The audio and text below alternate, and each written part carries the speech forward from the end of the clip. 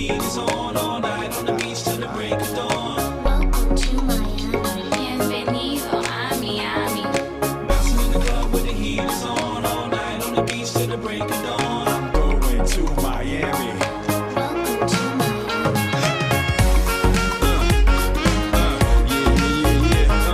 Miami. South Beach, bring the heat. Can y'all feel that? You're watching TigerVision presented by Conley Buick GMC.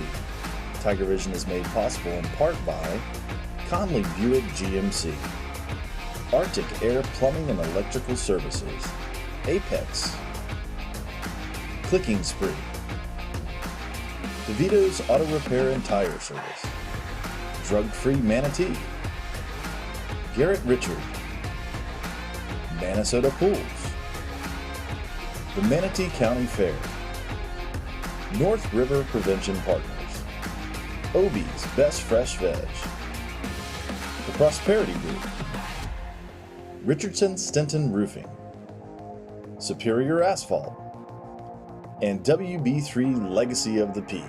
Stay tuned, TigerVision will continue live after these messages. Hey guys, Chris Conley here from Conley Buick GMC. Kickoff's right around the corner. Buckle your seatbelts and hold on tight. It's time for some Tiger football. Hello, I'm Scott Whitaker with Arctic Air Services. We started our business from the ground up and grew it based on the service end of the industry. We own over 50 vehicles, which we depend on every day to make our business run smoothly. We know the value and importance of offering great production and excellent service. That's why we choose Conley Buick GMC, because they provide us with the best cars and trucks and have a service department second to none. Next time you're in the market for a vehicle, I highly recommend Conley Buick GMC, where they'll treat you like family. Hey everybody, Ted here at Conley Subaru.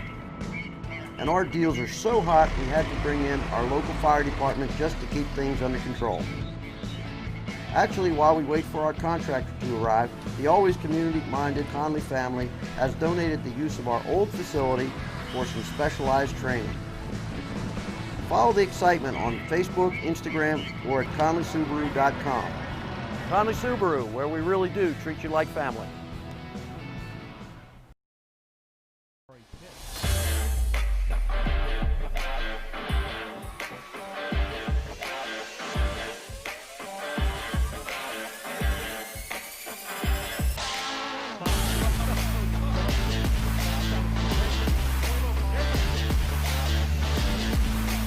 Hey guys, Chris Conley here from Conley Buick GMC. We're excited to be back for another season of Palmetto football and TigerVision. Good luck this year and go Tigers! Touchdown!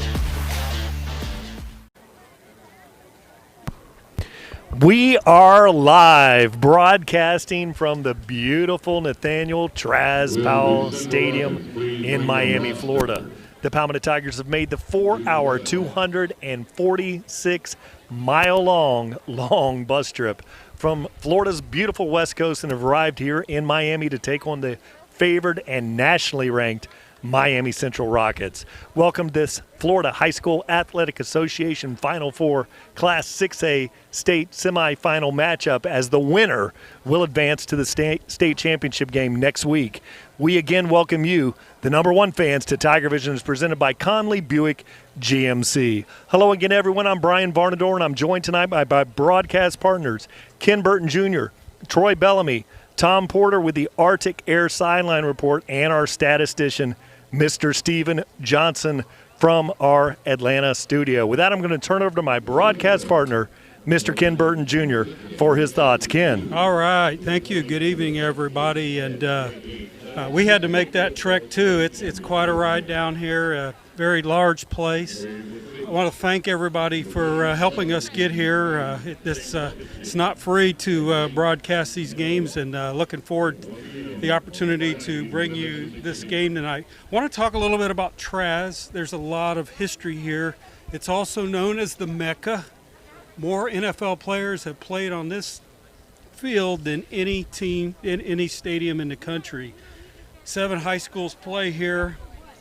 There was even a game earlier here today. And talking about Miami Central, we know them very well. We lost to them 34-30 last year.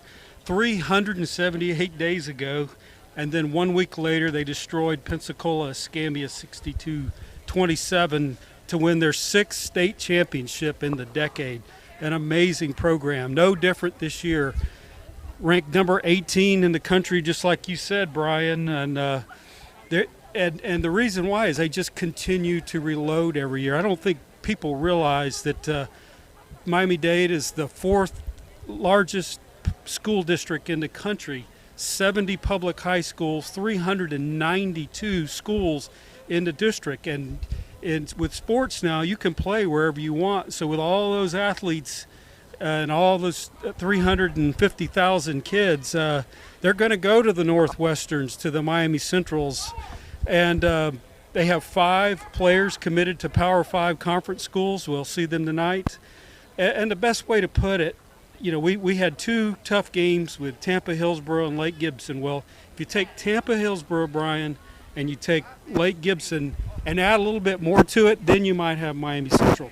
Yeah, we've seen what you've got there, Ken. You know, as we looked over things, you've got number 1. You know, last year they had the 300-headed monster in that game against the Palmetto Tigers, ran for over 300 yards. We always give too much credit to the skill people out there, but offensive line for Miami Central, and we see tonight again, they're 300-pounders. They're very impressive. And really, as far as the eye candy or the skill people out there, you've got 2 Texas A&M commits there. Yes. In number 1, Keith Brown. He's a receiver. He also plays a little DB. He is an amazing athlete, sprinter, and excellent in coverage also. And then you've got number 4, Amari Daniels, another Texas A&M commit there. He's amazing. Yes, the thing is about taking on this nationally ranked school is the good thing is we faced him last year. We have a lot of kids back that faced him last year, and we played a very good running back last week that we kept. You know, he got his yards, but not what he normally did. So for our defense tonight, we need to. We did not create any turnovers.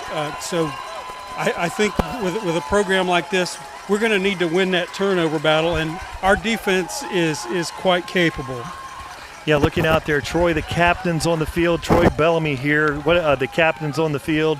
What do we have out there, Troy? Well, we've got Floyd Dozier Jr., Juliana Chitano, Jaquez Hughes, and Sagel Hickson.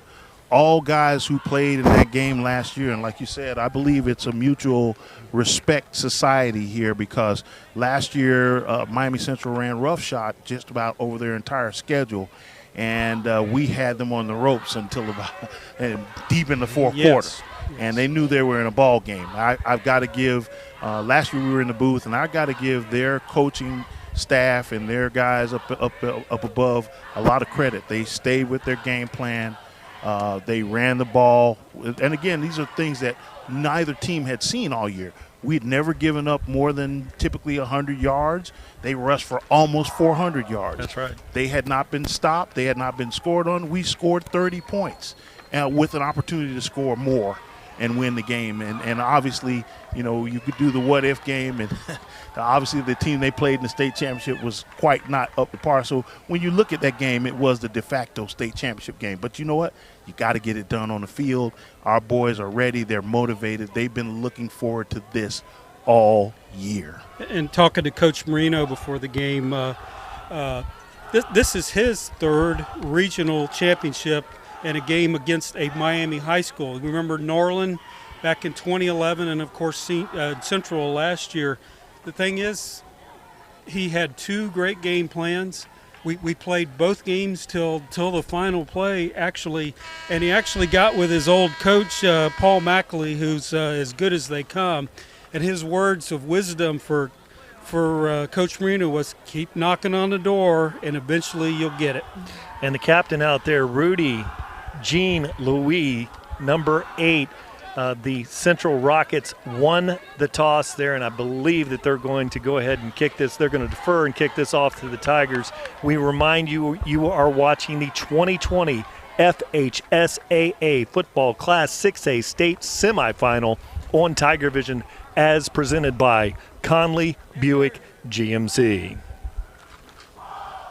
the energy here tonight. We're not able to pick up with Tom Porter here, but rights to this broadcast of this Class 6A state semifinal have been granted to TigerVision as presented by Conley Buick GMC by the Florida High School Athletic Association and is intended solely for the enjoyment of our viewing audience. Any rebroadcast, retransmission, or other use of this broadcast without the express written consent of the Florida High School Athletic Association is prohibited. Looks like we have a decent contingent from Palmetto that's made the trip over. Yeah, it's amazing. Great crowd. Huge stadium here. You know, with COVID, we had a game prior to us here, and there were probably 15, 20 people in the stands in the last game that was here.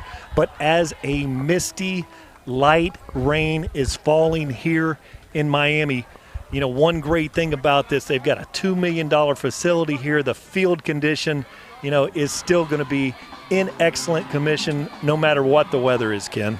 Yeah, I think, and this rain's going to be in and out. It's not a hard rain, but one of the things the offense also needs to do tonight that we have harped on, and Rick, I'm thinking of Rick Wells, keeps bringing it up, got to catch the ball. And maybe with this little bit of rain, it's just what the doctor ordered to make them watch it all the way in that last split second. They had a great week of practice, and they caught everything, and they just got to do it tonight, gentlemen. Well, you know, and that's a great point, Ken, because looking at a little bit of Miami Central, what they like to do, they like to run a four-man formation, 3 linebackers. Everyone's playing on their toes and playing downhill, and they'll rush probably 7 or 8 on every down. So if you remember that old, speaking of Miami, you remember the old 1993 Alabama versus Miami game? You're going to see a lot of press coverage out there by the defensive backs, a lot of man, and they're bringing the house. Yeah, and they have number 21, you want to watch him, Terrence Lewis. He is played on the state championship team for Miami Northwest last year, and he is the top inside linebacker recruit, not only in the state but in the country. He is the number 1. Yeah, and you know, Troy, they've had some pretty good linebackers that have played here on this field. I was thinking about the Marvin Jones. Jones. He was pretty good. He was pretty you good. Know, they've had a lot of great linebackers playing here on this stadium. So here, you know, the energy, the band over there is pretty crunked up. The Central Band has got things going here for the fans. We're sitting underneath the tent in the visitor section here, and I wanted to take this opportunity to thank the guys out there. Oh, yeah. In the TigerVision, the Eye of the Tiger trailer back there. They are brave souls. We're not near the press box, and back behind us, we like to call it the stress box, but the guys back there did all the work tonight, and we're able to cable this up. We are sitting 81 rows up here. Now, if you're familiar with high school football, you're not going to find very many stadiums where you have to make the climb a shame, and we were able to, today and during the setup, you know, I've been up and down the stairs probably 20 times, but the crew has been up and down here. Nick Batchelder, the sound guy, probably 100 times. Impressive. Oh, it's definitely impressive. I have a fear of heights. I am not ashamed to say it. You did say that earlier. It took me about 20 minutes to get up here. Not because I'm out of shape, but I'm just afraid of heights. Yeah, we're glad you're here, Troy. I'm glad to be here. Troy was tucked on that rail and playing safe, though. So get a kick out of good service with our friends at DeVito's Auto, located in Ellington. I believe the kicker's out there is number 29, which is going to be John Jaden. And he's a pretty strong one. Jaden John. Yeah, they've got the names. Confusing. No, they've got the names in last name order first here. But Jaden John will approach this one and kick this one away. They haven't blown it live here. There's the whistle. So we're about ready to kick this game off. Had a little trouble with the ball on the tee, probably because of the wet conditions. He's going to have someone hold it for him while he kicks it. So you would expect, what we've seen, he generally kicks it down to about the 3 or 4 yard line. Now it looks like they've got that thing on the tee there. So now Jaden John approaches the ball. And a very low kick, returnable. And Jaquez Hughes watches that one bounce into the end zone for the touchbacks. Palmetto Tigers will have the ball. No time off the clock, 1st and 10. Yeah, again, excuse me, again for the Tigers, they will need to respond like they did last week against Lake Gibson. If Miami scores, they need to catch the ball, and of course we got to win that turnover battle. Yeah, the one thing you probably won't see tonight, the Palmetto Tigers have been averaging well over 250 yards rushing during the playoffs and a little bit prior to that. And the offensive line looks to be full strength tonight. We've had some injuries, replacements, but Josh Siplin goes back there in a empty backfield with a tight end over there, slot back, and then 2 receivers out here to the right. Moving Jaquez Hughes over there, they run the option. He keeps it, and Siplin with a very nice gain on the play. It's going to be very close to the first down. Like the play call, lining Robert Gavin up as a tight end to put a little wrinkle in this thing. And Jaquez Hughes, generally a corner or safety for the Tigers. Here they're running that option again. This time they make the pitch. Gets a great block out there, and this is going to be Cedric Benson for the first down. Big run there, another 10-yard run. It looks like we're keeping them off balance, showing them different looks, and it looks very good for us right now. This time Gavin is out there in the tight end position, a new wrinkle for the Tigers out there.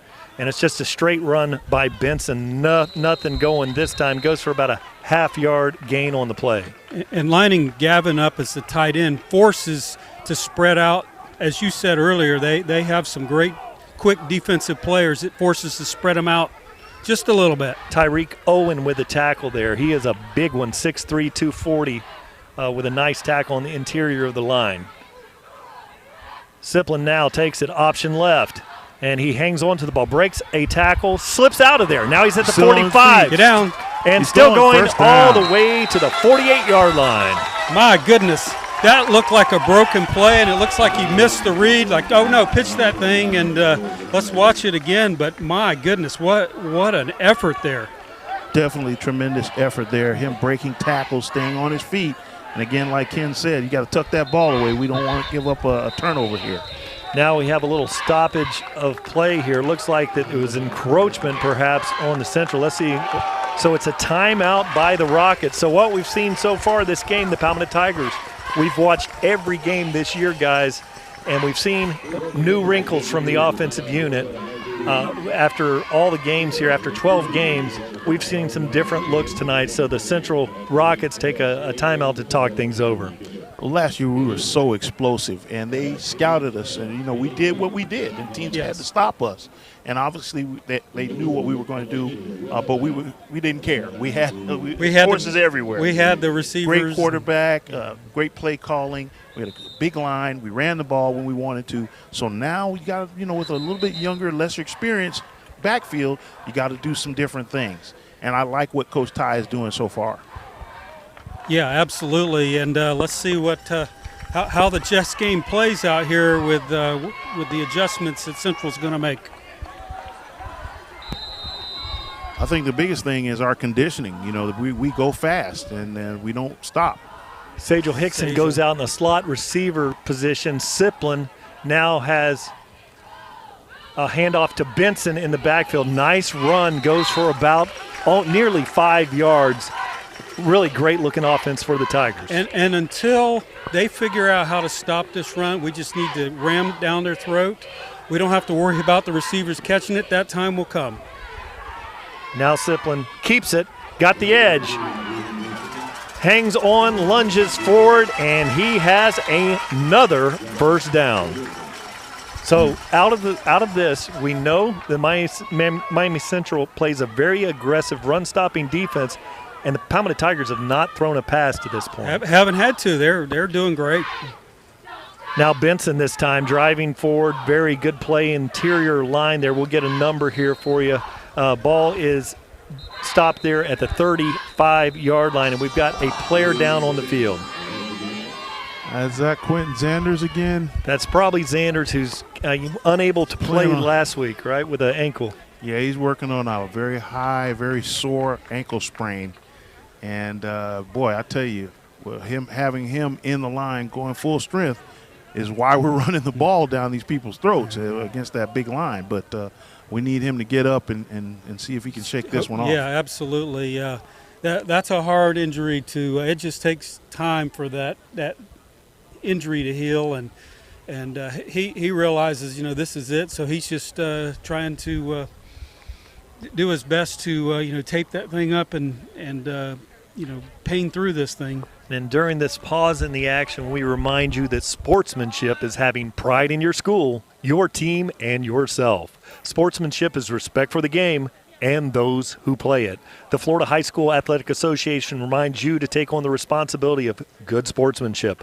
Play strong, play hard, play fair. This message provided by TigerVision as presented by Conley Buick GMC and the Florida High School Athletic Association.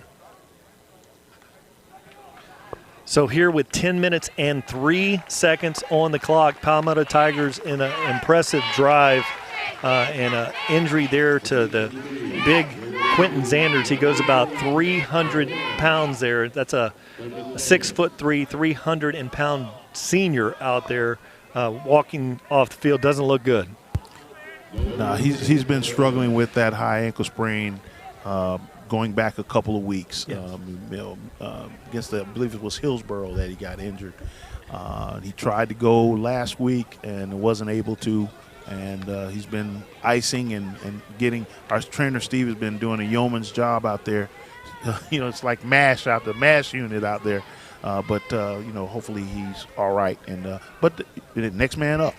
Yeah, and last week, without Zanders, we saw an impressive performance by the replacement. So, really, good point, Brian. The one thing with the offensive line, they were a work in progress. Remember, they had injuries and they had to flip people around, but they have come together as a unit. We're seeing it tonight. We got a long ways to go, but they have, they go, the offense goes. And one thing to watch here, number 17, Wesley Basanthi, is incredible out there. He's 6'2", 295-pound linebacker out there on the far edge playing a little DN. Here he comes. Siplin's got a man, and he throws it out there. Incomplete pass. A great pass rush there. We'll get a jersey on that. But a lot of pressure up there, and I believe that was number 40 or number 13. And number 13 in the game is Stefan Young-Roll. Yeah, he wasn't able to step into that throw. He had a man wide open. Sajal Hickson, he was there. Certainly. So our first 3rd and 9 here, this will be critical. So Siplin looks over. He's got 2 receivers on both sides of the formation. Now he looks, and he throws a nice crossing route there inside. Good coverage on the play by number 21, which is Edrin Lawler. Was in pretty good shape. Incomplete pass. Well, here you are in this no-man land area at the opponent 35. You don't really want to punt, but again, you want to try and see if you can give yourself an opportunity to get a first down, maybe get an interference call, maybe draw them off sides. There's a lot of things you can do here, even on 4th down. All right, so as they break that, one thing that we've seen out of Josh Siplin, he's able to have the quick kick, and let's see what he does. No, he's looking to pass, looks to his right, tries to escape. Now he throws the middle field, and it is incomplete pass. And that could be intentional grounding there, too. I didn't see a receiver in the area. They brought the house, like you said earlier, and he was running for his life and avoided a long sack, and which would have given Central great field position on our side of the field. So right, he did a good job of getting rid of the ball and not taking a sack and not throwing an interception. We may have to go to a quicker passing game because of that pass rush. Now Jaden Dunbar is over here in coverage, and you've got the very dangerous Yakeith Brown wide to the left in the formation. And the very talented quarterback, Keon Jenkins, goes back there. Jenkins looks, throws a little out there, and that's on Dunbar out there, and it's a completion and goes for a first down. So there's the young sophomore out there covering a superstar in Yakeith Brown. Excellent execution on the play. This is how they started last year, just quick slants, quick passes, until Day Hill took one back 103 yards, and then they went to the ground game. That's what makes them so dangerous. All right, as we have a 1st and 10 for the Rockets. Jenkins hands that ball off. Nice tackle on the play, nice gain on the play, though about 3.5, 4 yards. Tom Porter, do I have you on the Arctic Air sideline report? Okay, so unable to connect with Tom. We are a long way away from Tom down there. Nick Batchelder's working on that. 8:51 on the clock. And Keon Jenkins, one thing we've seen with him, he is a very, very fast, talented runner. Also, now he drops back, looks, throws the left-handed ball out there. Receiver on the sideline. Ball is dropped. Incomplete pass. Yeah, he put that one right on the mark there. He's just a sophomore. He's a dual threat and played at Carroll City last year.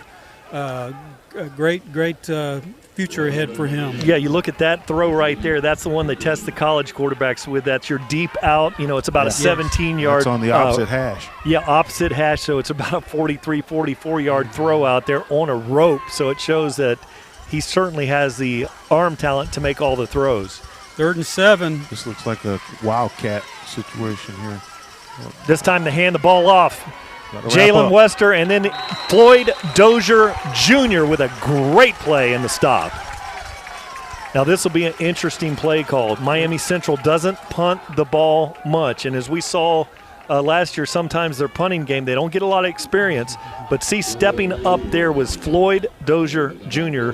So there's a college commit tackling another one. And that was a big thing last year. Their special teams, their field goal and extra point unit and their punt unit did a great job last year, what they typically don't do.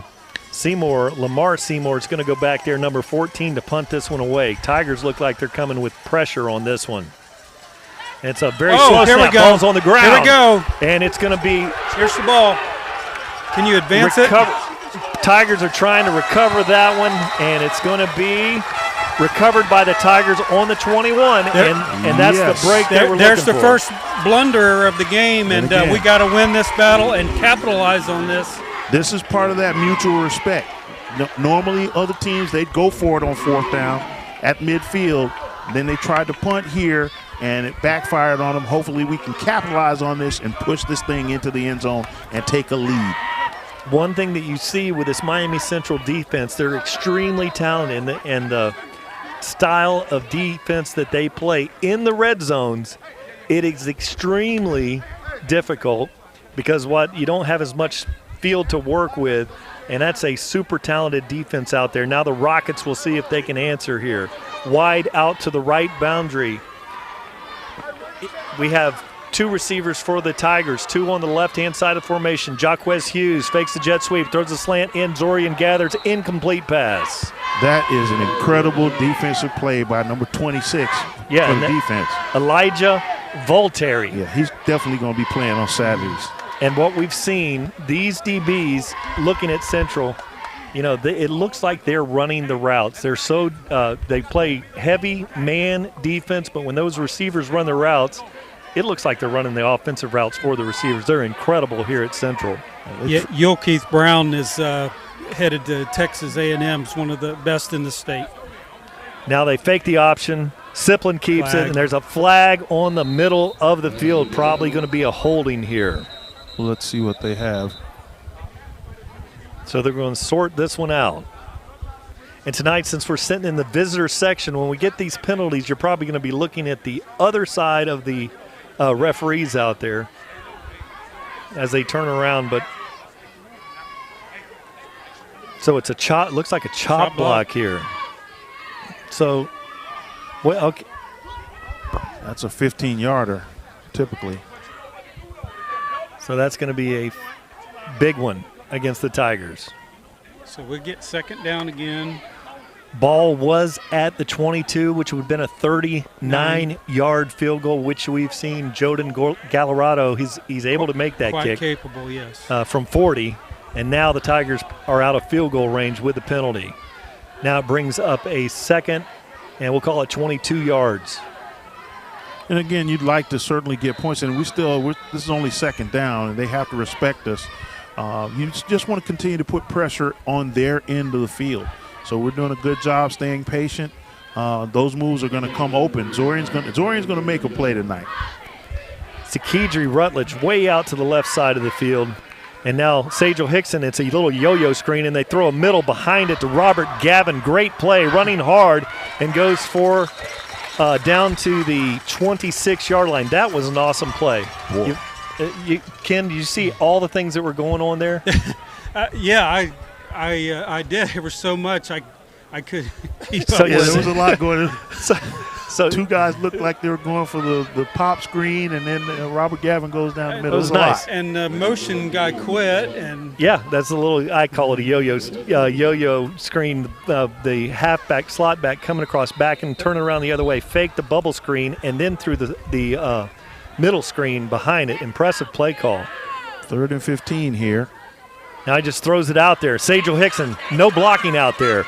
Great tackle on the play down to the 22-yard line. So a little bit we're of a back decision. where we were. They could try the field goal from here. We'll see. Yeah, he's in. Robbie's going to let him kick it. So really a great play. And what you saw over there, you had the receivers run go routes instead of staying to block. They ran the go routes, cleared the defensive backfield out, and Sajel Hickson with a nice gain back into field goal range. And that's what you do. You get it into your best athlete's hand and see what he can do, and made up for it. About a 40-yarder here, gentlemen. Smalls with the snap. It's a little low. Oh, they roughed the kicker. Blocked. There it is. And it hits the crossbar, bounces back, but that's going to be roughing the kicker. Yes, that should be a first down. That is big. If it's roughing, if it's just running into the kicker, I didn't see him. Let's see if we can watch that again. Personal foul. That's going to be an automatic first down. Personal foul. Oh, another break. Another break. Got to capitalize. So that was a big break. Coming in there, one thing we've seen with the Rockets, they're so fast. Blocking kicks, blocking punts, blocking extra points. The field's wet out there.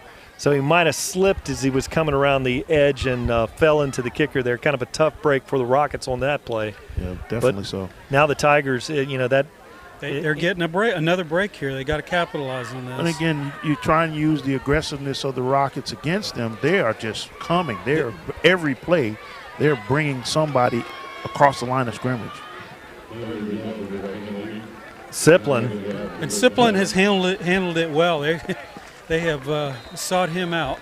Kind of a big look over here. Sajel Hickson on the right side of the formation. They hand it off, and that's Jaquez Hughes, and he's got 6. So great play by the Tigers. I don't see any flags on the play. So that time they got the Rockets leaning. We've gashed them outside a little bit, and they're very aggressive. They're very fast, and this time they got caught leaning a little bit. So, very good play calling, but great aggressive defense. They just got caught leaning that time. And then you put one of your better athletes in at the slot position to run that play. Gallardo here. Snap back to Siplin. It's another roller. Gallardo gets it up and good. Great job by Josh Siplin with a hold on that one. So with 6:05 on the clock, the Palmetto Tigers with a 7-0 lead. So great job. When you get a turnover, especially when you're on the road, it's better to score touchdowns than it is kicking field goals. We missed the field goal, got an opportunity, and then stepped right up and but you still seize have the to opportunity. I'm sure the Palmetto coaches have to be very confident. Even though it was a low snap, the ball hit the crossbar, so he's probably pretty good from a good distance. Yes. And in this steady raindrop now, the steady beat of rain that we have at the stadium, it may come down to special teams. We've seen that our special teams can handle it. Maybe the Rockets special teams, they struggle a little bit with their first one. We'll see how it plays out here at the end of the game. Watching some films against with the Rockets with Naples Lely, and they really capitalized on punt returns and kick returns with Yul Keith Brown and number 10 Robert McMinn just destroying Naples Lely. Got to cover this. Hey, Brian, you guys got me now? Yeah, we got you, Tom. Tom Tom Porter. is in the house. Great to have you. High driving kick, and it's being fielded there at the 5-yard line, turning, looking for a crease out there, and he's going to be tackled. And I'll tell you what, number 10, that's Robert McMinn. As the game progressive here, he's a 5'9", 170-pound wide receiver. On the eye test here, that's a burner right there. You can see the great speed of that young man. Definitely. Great job by the coverage team, keeping them inside the 30, making them have to go 70-plus yards with their defense. Boy, if I came 4.5 hours and not be able to do my thing, I would have been very upset, boys. Tom, we're going to you're going to dial in, and you're going to have we're going to have you down there. Hey guys, Ryan Moore here with 662 Customs. Super excited to show you this truck we just finished today. This is our new 2020 2500 AT4. We did the paint to match grill and grill surround. We did the paint to match emblems, paint to match hooks around with the red hooks. Follow me around here. We did the paint to match fender flares and amber lights. Moving down, we did the 4-play SP70s wrapped in Toyo Open Country MTs on 35. We did the Zone 5-inch lift. We also blacked out all the emblems and the AT4 badging around. We put AMP Research retractable steps on it. This thing is bad. We also did this 2020 2500 AT4 Pacific Blue. We did the paint to match emblems with the red surrounds to match the red hooks. We also vinyled the fender flares to give it that sleek look, and also wrapped this one in Toyo Open Country MT 35s. Follow us on Instagram and Facebook and check out 662 Customs. Now the Rockets, he looks out there, throws the long ball, got a wide open receiver, and that's going to be Brown behind the defense. He's at the 20, the 10, the 5, touchdown. So that is 5:47, one play, and you see that Texas A&M commit, Yokeith Brown, gets behind the defense, and looked like a bit of a blown coverage out there by the Tigers. Had a linebacker in chase. Just a great play by the Rockets. Yes, nice pitch and catch. Quarterback's got a great arm and led him perfect. And if you look at Brown's huddle film, there's lots of plays like that. So defense is going to have to regroup and figure out what happened and figure out how to slow him down. Boy, that was quick. So Jaden John now, a long snapper here is number 51, Jason Basante. He's going to snap that one back there. Looks like they're going for two, They're going Brian. to go for two. So again. they're going to go for two. Not having confidence and a lot of confidence in that offense. And a low snap. Oh. He's rolling. Now he throws it behind there. Good coverage. Incomplete. So, you know, what they probably wanted to do is get the ball, work it into Amari Daniels' hands there. And with the wet field conditions, got a low snap, slipping out, getting out there in coverage. So now with 5:47 on the clock, Palmetto Tigers lead this one 7-6. Guys, they're going to just try and live off big plays. They're going to go to their big play guy. And he caught him in the defense, and then the quarterback made a great throw, and he waltzed in for the touchdown. But great job by the defense to keep them out of the end zone for the 2-point conversion, so we still have a possession lead. Yeah, I don't understand that unless they just don't. It's not raining that hard, and this is an AstroTurf field. I mean, yeah, so this is going to play in later in the game for them. Most certainly. I mean, we know from the Hillsborough game we didn't have a kicker and all the things they had to think about and plan and scheme. And you don't chase points generally in the first quarter, so they probably have some issues there in the kicking game. But here, you know, with 5:47, we're going to kick it down to our Arctic Air sideline reporter here. But first, get a kick out of good service with our friends at DeVito's Auto located in Ellington. Tom, pick this one up for us. Number 9 approaching the ball. He's got a pretty strong leg. He kicked it pretty flat last time. Coach Stevenson was ready for the catch. Here we go. All right, he breaks up to the middle. He's got some opening. Number 9, looks like he wrapped up. Number 9 got him and corralled him up there, guys. Obviously, Coach Robbie Stevenson, the first kickoff, was upset because we let it bounce instead of catching the ball on the fly and trying to get some positive yardage. Obviously, they got a hold of the ball that time, but not quite enough to make any real positive yards. Where are they at? About the 35-yard line there, Brian? 30-yard line? Yeah, it looks like the ball is spotted at just shy of the 30-yard line, Tom. And from this point, go ahead and we're talking about coming out of the big 626 Customs, and I'll pick this up with a play But after the play time, we want to run it right back to our Arctic Air sideline report. Palmetto Tigers now line up with one single receiver out here to the right, two receivers out to the left. Tight end in the formation, Robert Gavin in the backfield, hands off to Sajel Hickson, looks for a crease out there, does a good job hanging on the ball.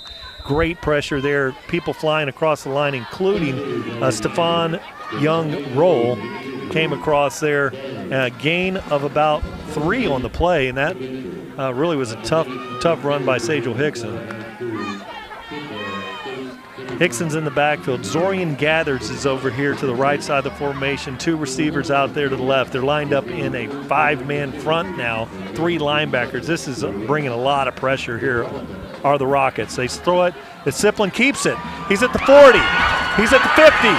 And he is all the way down to the 41-yard line. Tremendous decision there by Josh Siplin. They had no safety in the middle of the field. He pumped, and he just saw the lane and took it. And that's what Josh Siplin brings. I mean, doesn't look like he can run, but we have seen him do this even last year when he was doing mop-up duty. Great call. Long strider, 6'4", 205 pounds. This time, Sajel Hickson is tackled immediately at the line. Coming up there, number 2, Terrence Lewis. I think they call him T2 Lewis. Just an amazing tackle. That's the linebacker, the number 1 ranked inside linebacker recruiting. Not in the state, but in the country.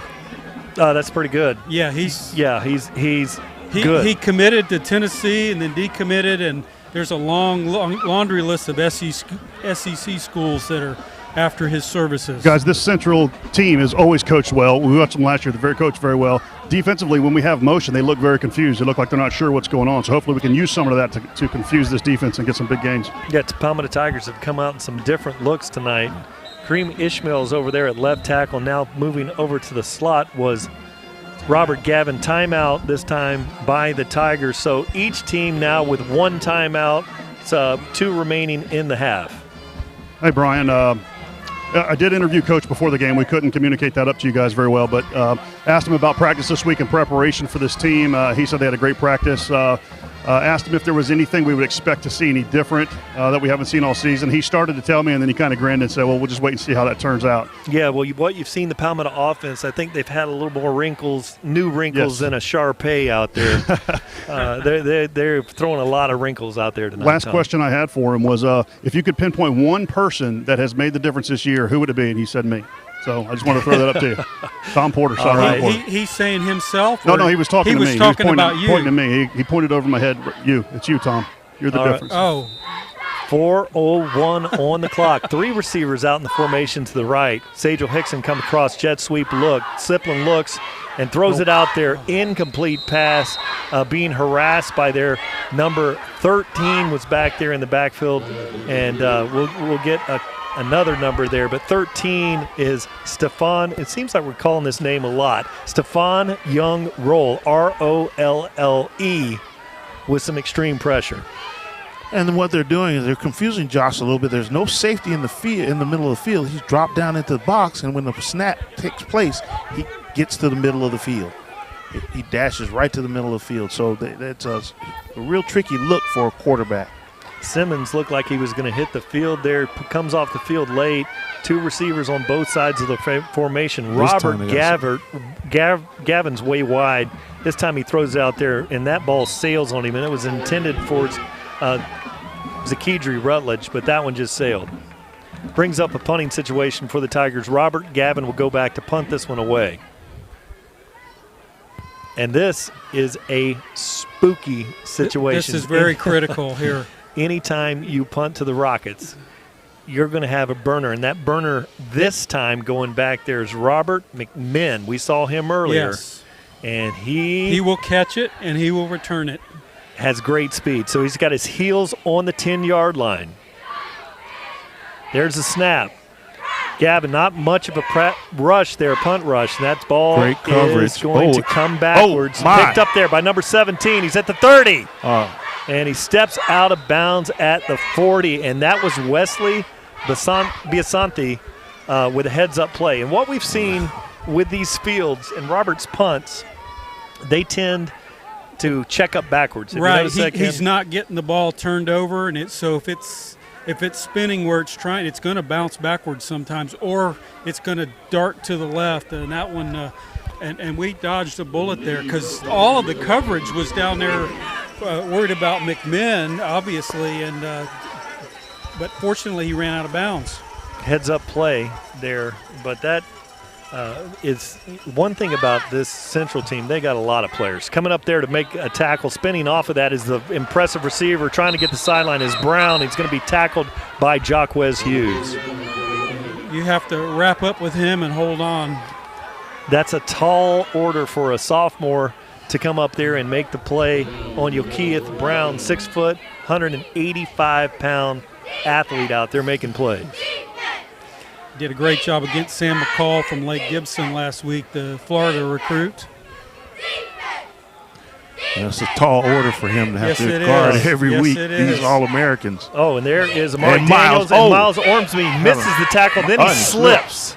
Miles Ormsby with a great play from the backside. Gain of 4 on the play, but you could see the escapability, and I'll go ahead and make up some words here, of Amari Daniels there, because Ormsby had him in the backfield, but Amari Daniels he's a dude. He's elusive. He's a player. Our guys should be used to that. Sagel is the kind of guy that doesn't go down with the first hit either, but Daniels is a different beast. Now that brings up a 2nd and 6.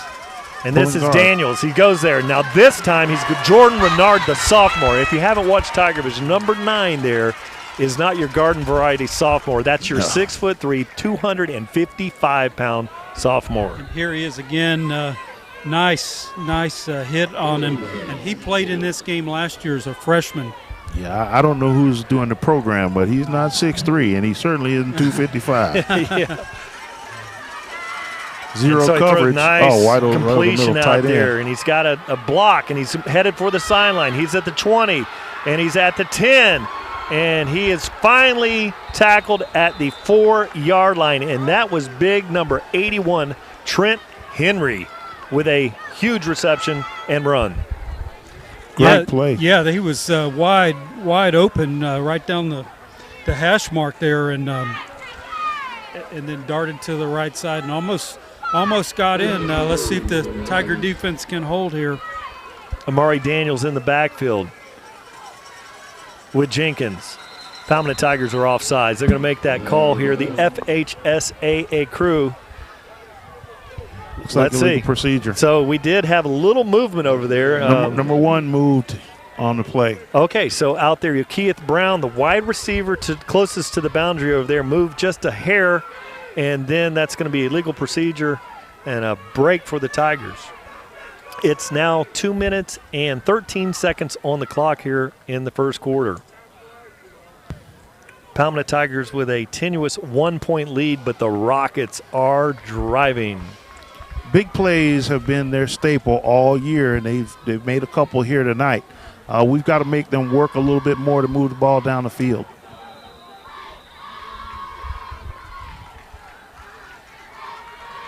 Jenkins awaits. He keeps it, and he's got a big running lane, and he's in for 6. Where's the call? He's celebrating. Yeah, they called a touchdown on the far side there, guys. Okay, Tom. Now, we mentioned in pregame, Jenkins, he's listed as 6 foot, 175 pounds. They like to go with an empty backfield and a lot of quarterback draw, quarterback keeper. He's a speed merchant out there, and you can see his speed as he hit the corner. Yeah, definitely a dual threat.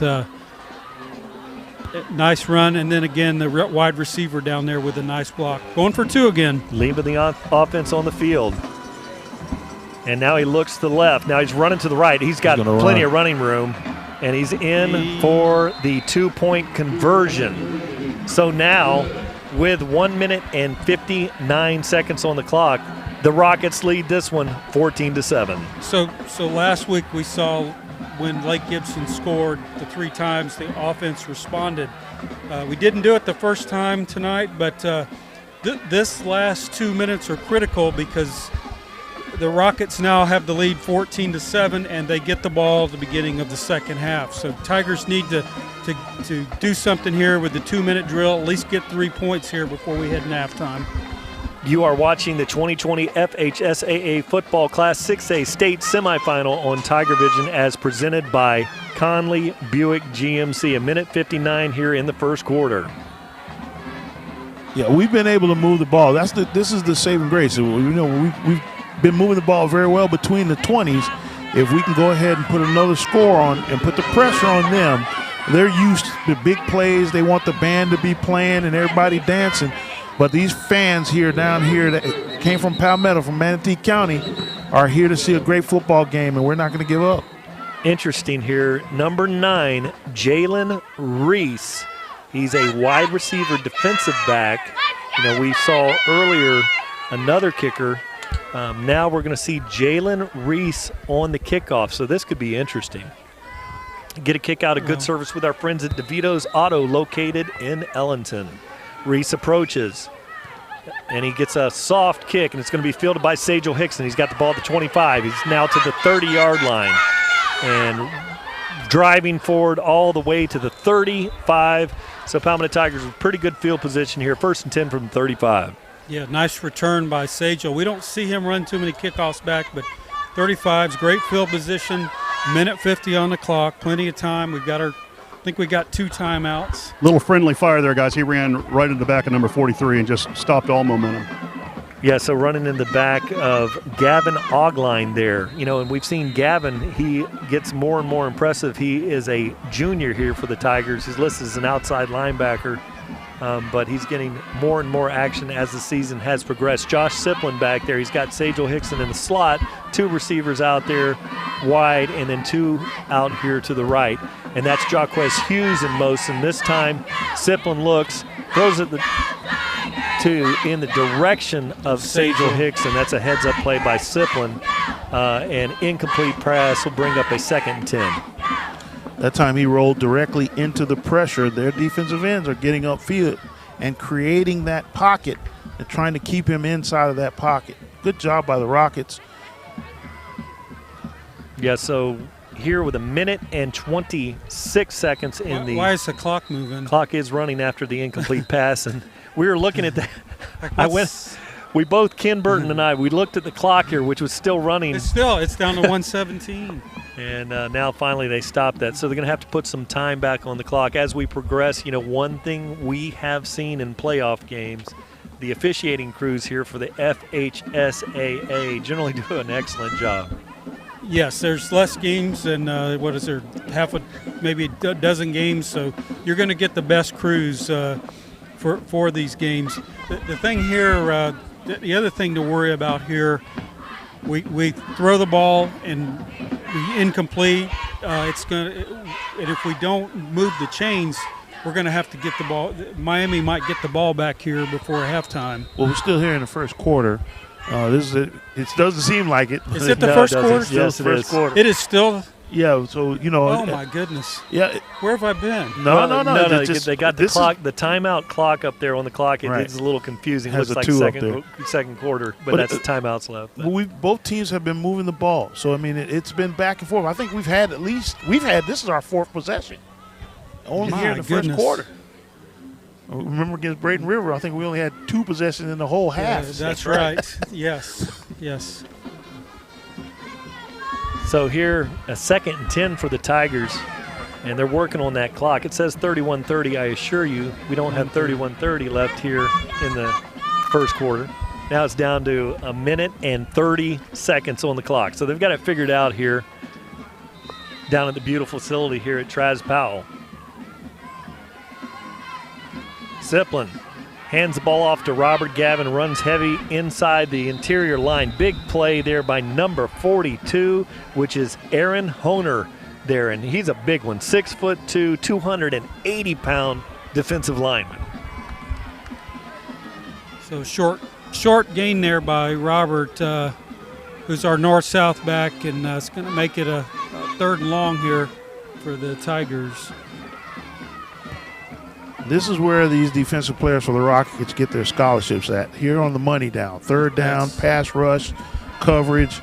So let's see what we can dial up here to get a first down and keep the drive going. Palmetto with their freshman, Malik Callaway, out here wide to the right. Hickson goes across the formation. Flag on the play. Probably an illegal shift, but let's see. Did they? Yeah, they're going to call false start on the Tigers. And here from high, 81 rows up in the visiting stands underneath the tent, water dripping off the tent. Looks like the rains have stopped falling here momentarily. Clock is down to 42 seconds here remain in this first quarter. One single back in the backfield, 3 receivers out here to the right. Siplin looks, now he's going to run, breaks a tackle. Oh, great tackle by number 2 there, Terrence T.J. Lewis. Just with a, that play goes for the first down and more, but there's that another D1 typer out there with a great tackle. Yeah, so the Tigers go 3 and out. Robert Gavin will come in and punt the ball back. Tell you what, guys, there's been a lot of adjustments made by that Central defense early on in this game. They were porous, and we were running right through the middle of them. They've obviously shut that up and realized that the passing game is not the Tigers' forte. So as the clock goes to zeros, the Miami Central Rockets with a 14-7 lead at the end of the first. Dude, isn't your mom here? Bro, don't worry about her, man. She's cool. It's Dakota's mom. I don't even want to know what they're doing downstairs. All I know is they're here and they're safe. You guys, it's the cops! Did you know hosting a party with underage drinkers is a crime? You could face a $1,000 fine and up to a year in jail. Get the facts at drugfreemanatee.org.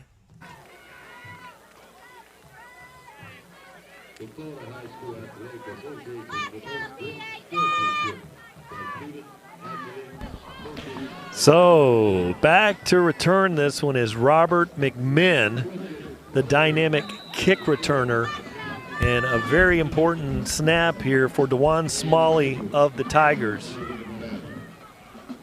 Gavin goes back to punt this one. High snap, very easily handled by Gavin. Kicks one out of there. It's a low driving kick, and it's going to be fielded there. He's looking for the sideline. He's up, turns it up at the 30. And then finally coming over to make a tackle. Looked like Zipper. Chance Zipper may have been involved in that one. And really a great tackle. That was 27 for the Tigers, and that was Jacob Milligan with a great tackle. Great punt by Gavin. Got us up to flip the field. And great coverage. That had been an albatross for the Tigers this year, and that had been one of the strengths for the Rockets. So here again, we got some interplay. We got to see what happens here if the defense for the Tigers can hold the Rockets and get the ball back to their offense. Coming out this time, the Rockets have one back. He's going to take this one. He's at about, about pistol formation back there. The back's there about 4 yards behind him. And then he hands it off to Daniels, and then he's going to be tackled there, but a gain on the play right at the marker. Looks like he may have picked up the first down. It looks like he... Yeah, they're stopping the clock. So there's a first down on the conversion. The clock stops with 11:38. Amari Daniels with an impressive run there. That's right about his average, about 10 yards a carry. That'll work. That works. Tigers nearly encroach, but able to gather and then come back here. Jenkins changes things up a bit, looks over to the coaching staff over there. Now he hands the ball off to Daniels, and great play, shooting across the line. It's Gabe McDuffie, number 32, with a great play. And you'll see that was a wrinkle by Greg Walls, the defensive line coordinator, and he got Gabe McDuffie came in from his DN position. Looked like it was a stunt of some kind. Played right into it. Great job. Play. 2nd and 13 for the Rockets. Tigers may be able to pin their ears back a little bit on the defensive line and see if they can get some pressure on the quarterback. Tigers with a 4-3 look. This is a look that the Rockets are accustomed to. Single high safety back there is Jacquez Hughes. Jenkins looks. He's looking for the long ball. Probably looking for Brown out there. He's got a man wide open, and he is in for 6, and that's number 10, Robert McMinn. It looks like the corner for the Tigers slipped. Yeah, it looked like LJ Hood slipped down.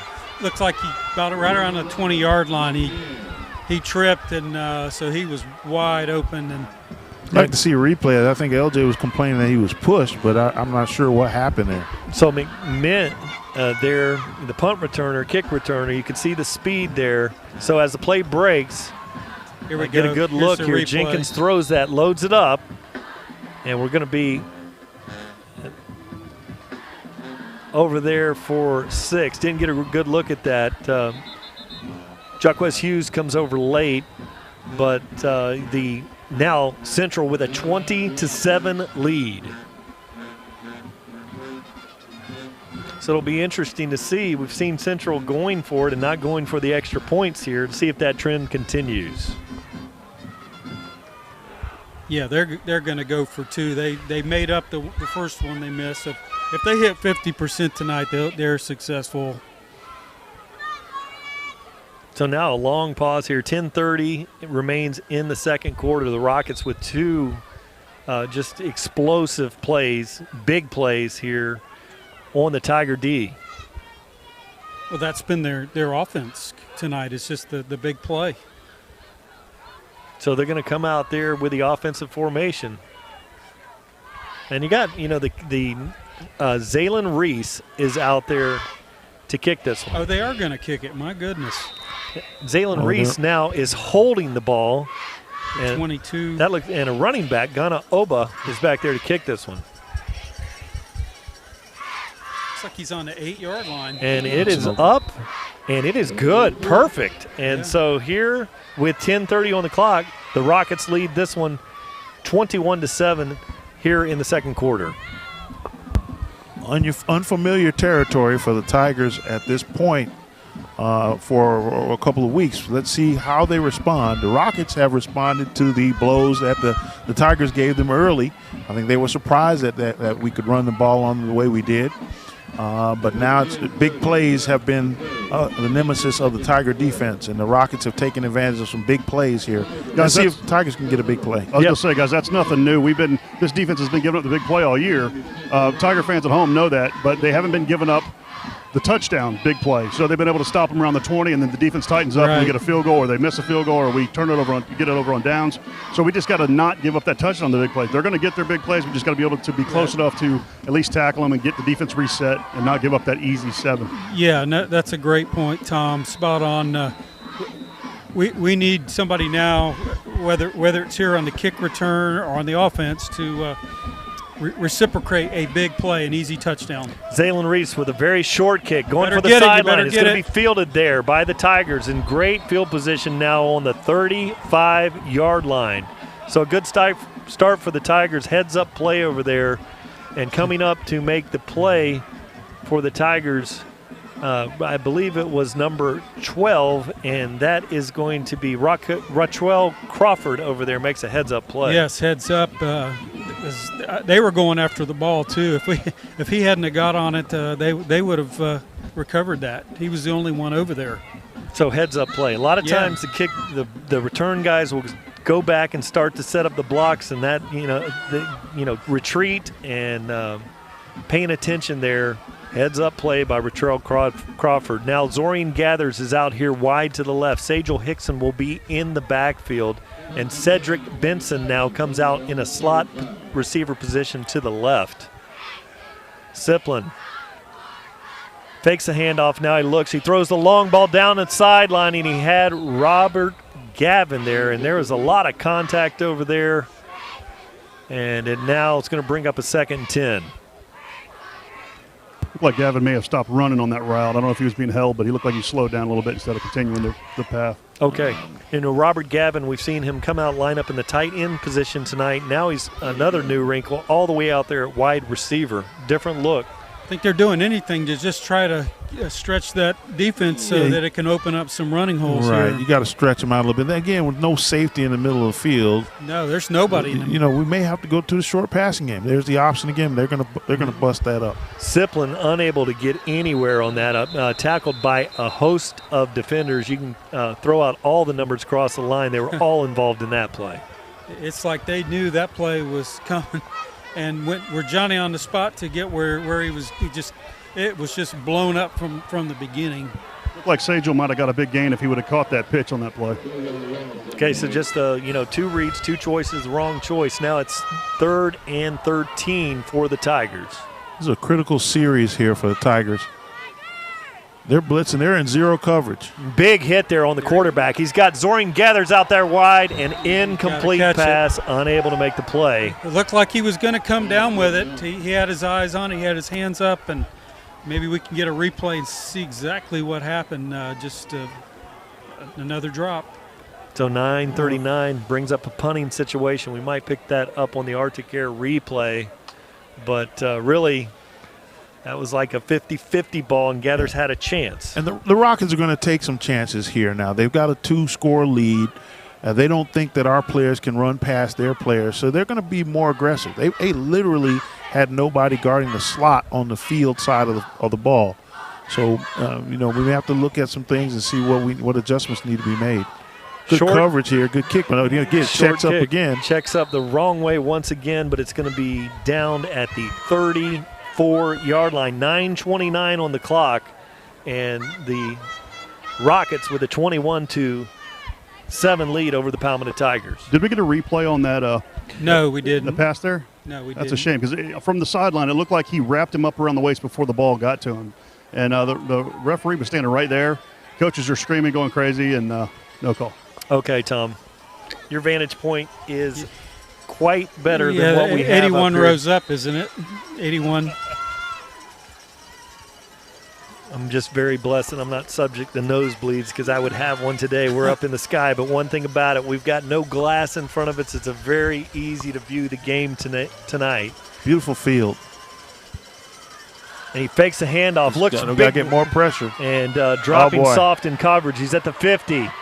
And he is tackled at the 39-yard line. So plenty of time. Not a lot of pass rush on that play. Went to the second or third option for big gain. Yeah, and he just held the ball and sat right there in the zone and then started running diagonal because there was nobody there. You got to give their offensive line a lot of credit. They are creating a nice pocket for the quarterback. He's not feeling very much pressure at all, and that is a staple of our defensive line. Ghana Oba in the backfield with him, number 22, and he hands it to him.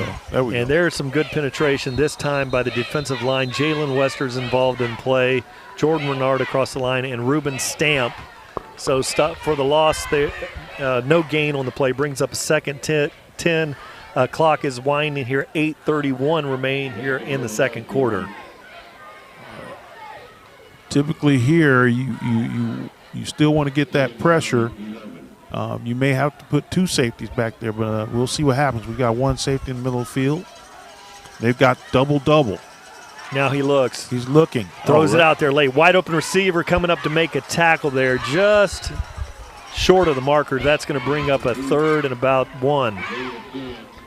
Yakias Brown.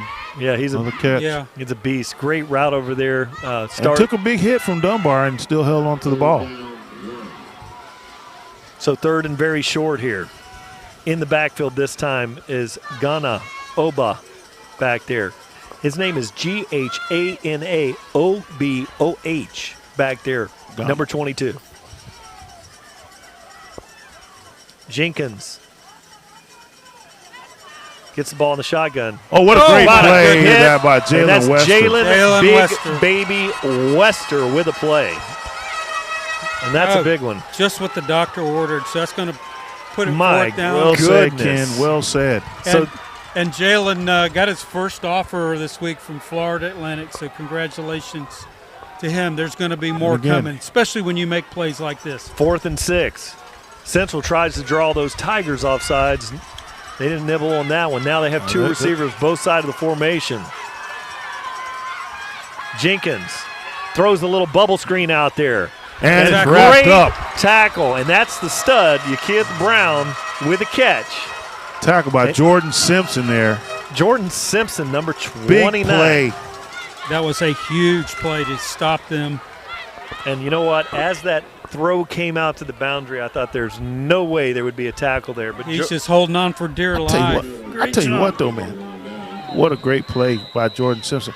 these Rockets execute some very difficult plays. That tunnel screen, they haven't thrown that. I haven't seen that all night. And they executed it perfectly, but a great play by Jordan Simpson to stop them there on fourth down and give the Tigers some momentum. And that's another 10th grader. And that was, he had, the DB was in outside leverage, and it was very close to the boundary. The arm strength for a tunnel, usually the tunnel screen is closer to the line of scrimmage. That was an impressive throw. Flea flicker. And it's going to be Sajal Hickson. Don't throw it. Don't throw it. Down. Still going, and it looks like Central's recovered. Oh, God. Hickson tried to, at the very last second, throw that one out of there. And, you know, that's going to be a fumble on the play. They had the double pass, but a lot of pressure placed by the Rockets forced Hickson to try and step up. Yeah, you just take your loss. He tried to throw it at the last second. He may have been down.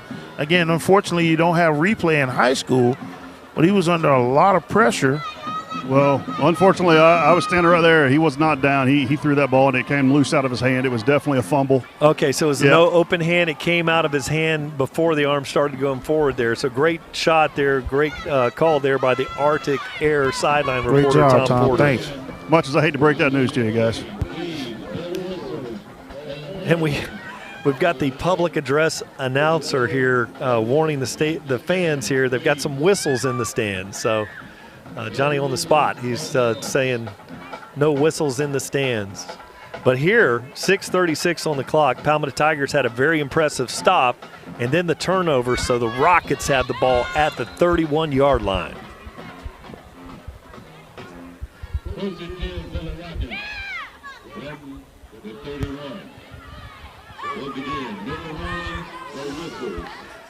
Keith Brown is out here wide to the right. He's being guarded there by Jaden Dunbar, the sophomore, against the superstar out here wide to the right.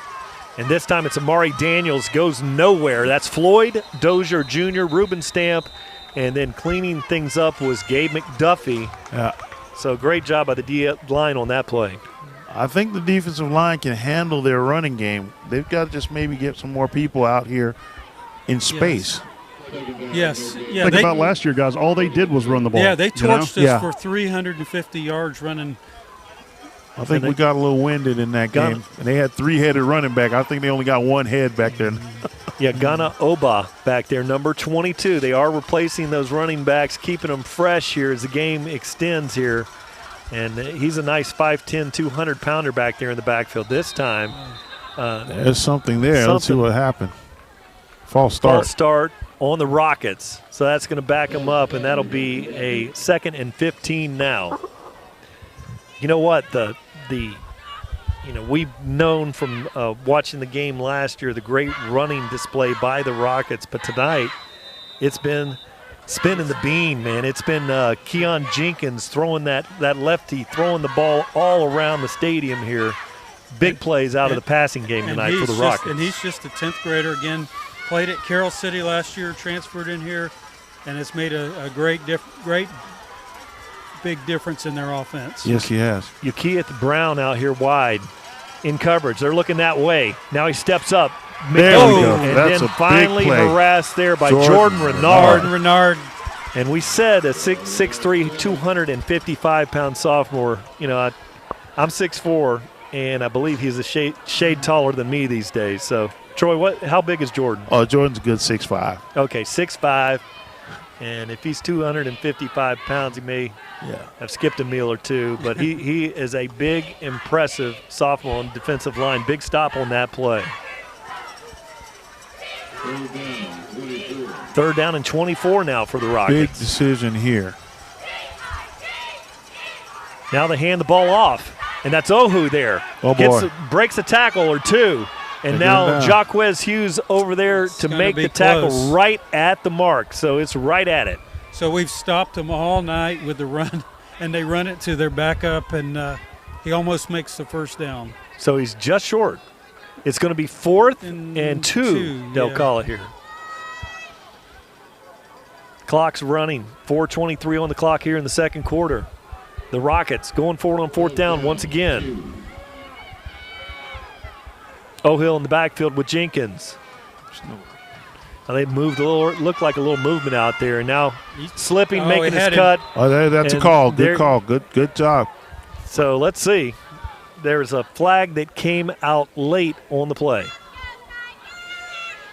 They might have 12 men on the field. Oh, false start. False start. So they did catch that. That was thrown. You caught that. Thrown Good a little early there. Now that brings up an interesting 4th and 6 now. Ball's at the 27. So the Rockets here. Generally this is an obvious passing play. Let's go back a year ago. They tried this up against us down there in Palmetto, and they threw the ball in the end zone, and Day-Day Hill went back 103 yards. That's right. That's right. And that was Jaquez Hughes back there, who is now the safety for the Tigers, playing corner that day with the play. And the matchup, Keith Brown on the sophomore over there. Just a spooky matchup over here to the right. He's looking double this way. move. Double move. Quarterback stepping up, looking for a lane. Gets hit. Big hit across there. And that's going to be a first down. Wow. Coming over to make the tackle late was number 20 for the Tigers, and that is Damari Magwood, but not until the first down had been converted. And the quarterback just going up, throwing against the grain like that, finding the receiver wide open in the middle. He kind of looked like Pat Mahomes. He kind of threw that one blind. He certainly did. 12 was hurt on that play, boys, though. I'm telling you, he felt that lick, and he was bending over right before this snap just to kind of catch his breath. So Jenkins, now it looks like he has Amari Daniels back in the backfield. He hands it to Daniels. He's looking for a crease. A lot of defensive pressure there involved in the play. We had Jalen Wester. We had Floyd Dozier Jr., so no gain on the play. I like what the defensive line is doing against this big, athletic line of the Rockets. The Rockets pull, they run, they usually pound the ball on people, and our line is holding up strong. 2nd and 8. Daniels, he faked it to him. He's got a wide open lane there, and now he slips down after the first down. Ball is going to be marked on the slide at the 10-yard line. Yeah, the offensive lineman, Elijah Miller there, 6'2", 315 pounds. You have some biggins out there. Number 50 for them, Lawrence Seymour, 310. I have a story about him after this play. Okay, so Daniels. 3rd down, by the way, boys. Third down. So with the slide, they spotted him half a yard short. Good call by the officiating crew here. This time, Jordan Renard with just a ridiculous play on Amari Daniels. So sophomore to senior. My goodness. There's 2 guys that met on that play that will be playing on Saturday. I want to point one other thing out that we haven't noticed up to this point. Cedric Augustin this is his first snap. Cedric Augustin, our big sack leader, has not been in the game. I don't know if it was a team punishment or something that was going on, but this is his first snap that I've seen him play. So 4th and 5 for the Rockets. Palmetto Tiger defense out there.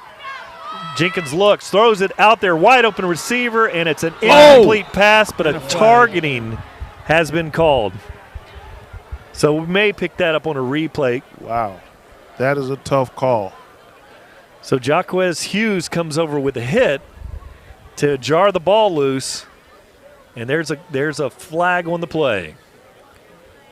They really have to look at that interference.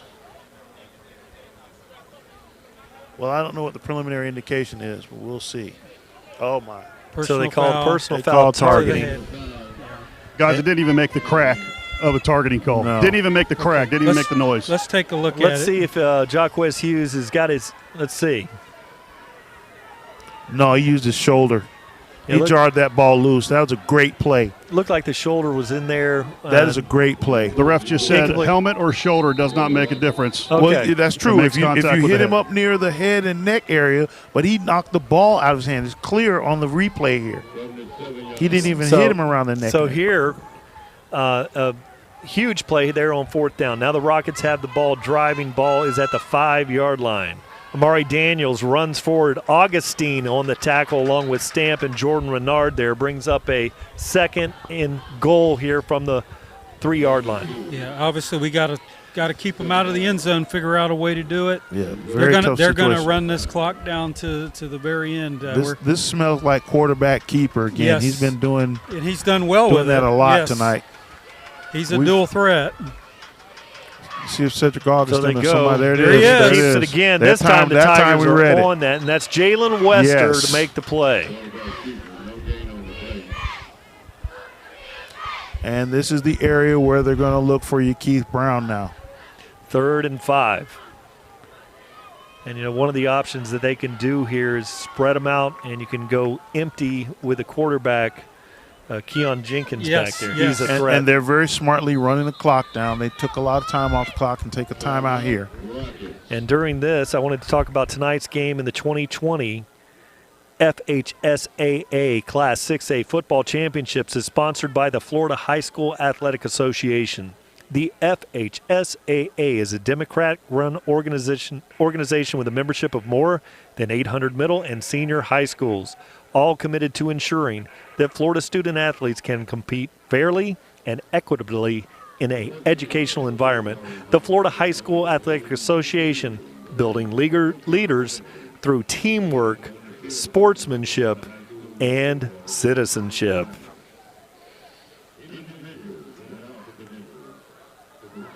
So during the pause in the action here, Tom, 36-3.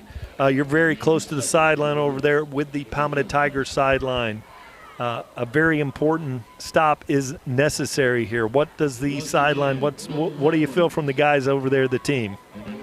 It's quiet. It's quiet. But, the coaches are in here and they're calming them down and just saying, hey, watch the ball. Don't jump. Let's just go ahead and, play solid defense, give them the play. And it seems like it's kind of a business-like. Hopefully they can respond here. This is a huge play not to give up this touchdown before the half. Bunch of 300-pounders out there on the offensive line. They're looking for you, Keith Brown. Initially, now they step the middle, got a receiver that comes through on the slant for a wide-open touchdown. Really good execution on the play.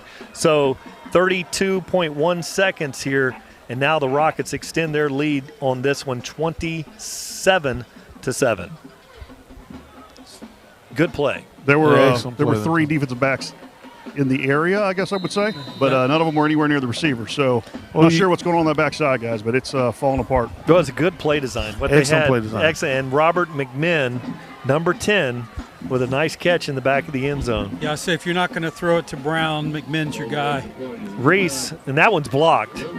And so no good there. The Palmetto Tigers able to block the kick here, trailing in this one 27-7 to the Rockets. 31 seconds on the clock here in the second quarter. The rains begin to fall again here in Miami. I hope they realize that this has been a long game, and there are going to be opportunities for us to score, hold, score, and get right back into this game and put the pressure on the Rockets. The Rockets have done a great job of putting the pressure on the Tigers, especially once the Tigers scored first. So they just have to be patient. The Tigers' offense is not a big play, home run type offense anymore, but we got to make some plays. Somebody's going to have to step up. You're going to have to make some plays on both sides of the ball. So, Tom, how does the rain feel down there? So refreshing. We had the coaching staff join us here for a little while in the first quarter when the rain came down under our tent. That's right. So Zaylen Reese will kick this one off in the driving rain now here in Miami. It's a low kick, and it's going to be fielded by the up back there. A nice run on the play. Gets all the way. I think that was Ruiz, Jake Ruiz. Returned that to the 39-yard line. I think that's Jake Ruiz. Yeah. Yes, Jake Ruiz, 5'11", 190-pound junior linebacker there with a nice return. So 28-8 on the clock here for the Tigers. One thing about Josh Siplin, that the young man, he's 6'4", 205 pounds. He has easily can throw the ball 50 yards. So, what you want to do coming out of this, you've got, 3 timeouts on the clock. Really, you want to see if you can get a first down here, but you cannot turn the ball over.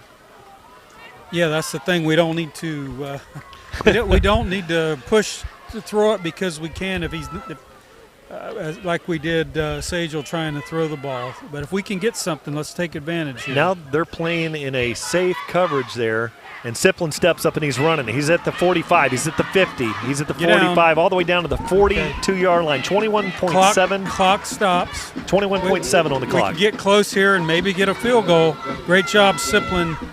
They gave him the middle of the field. It was wide open, and he took it. So they took the timeout. He's done an excellent job. Now he's got to be close to 100 yards rushing, just on that quarterback up the middle read. Great job. They're going to need at least 18 yards here to get close. Now it's raining too.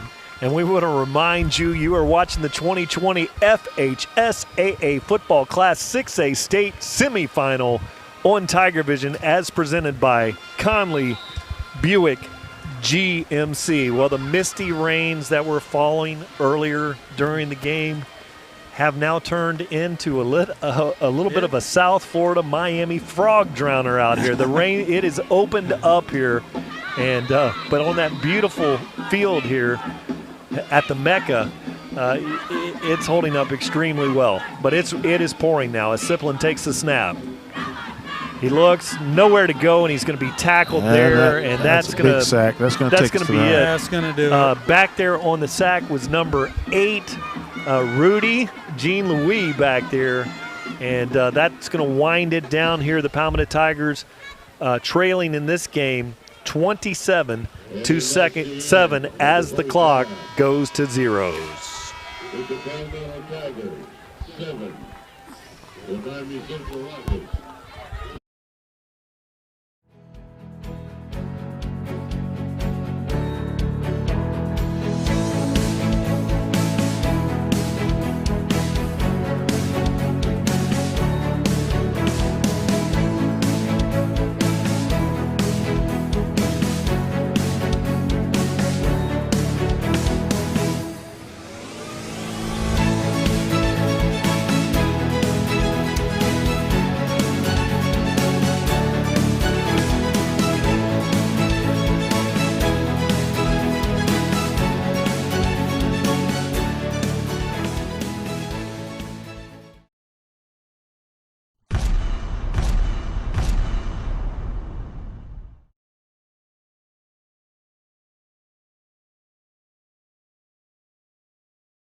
Did you know that you can purchase a new vehicle online without ever having to step foot in the dealership?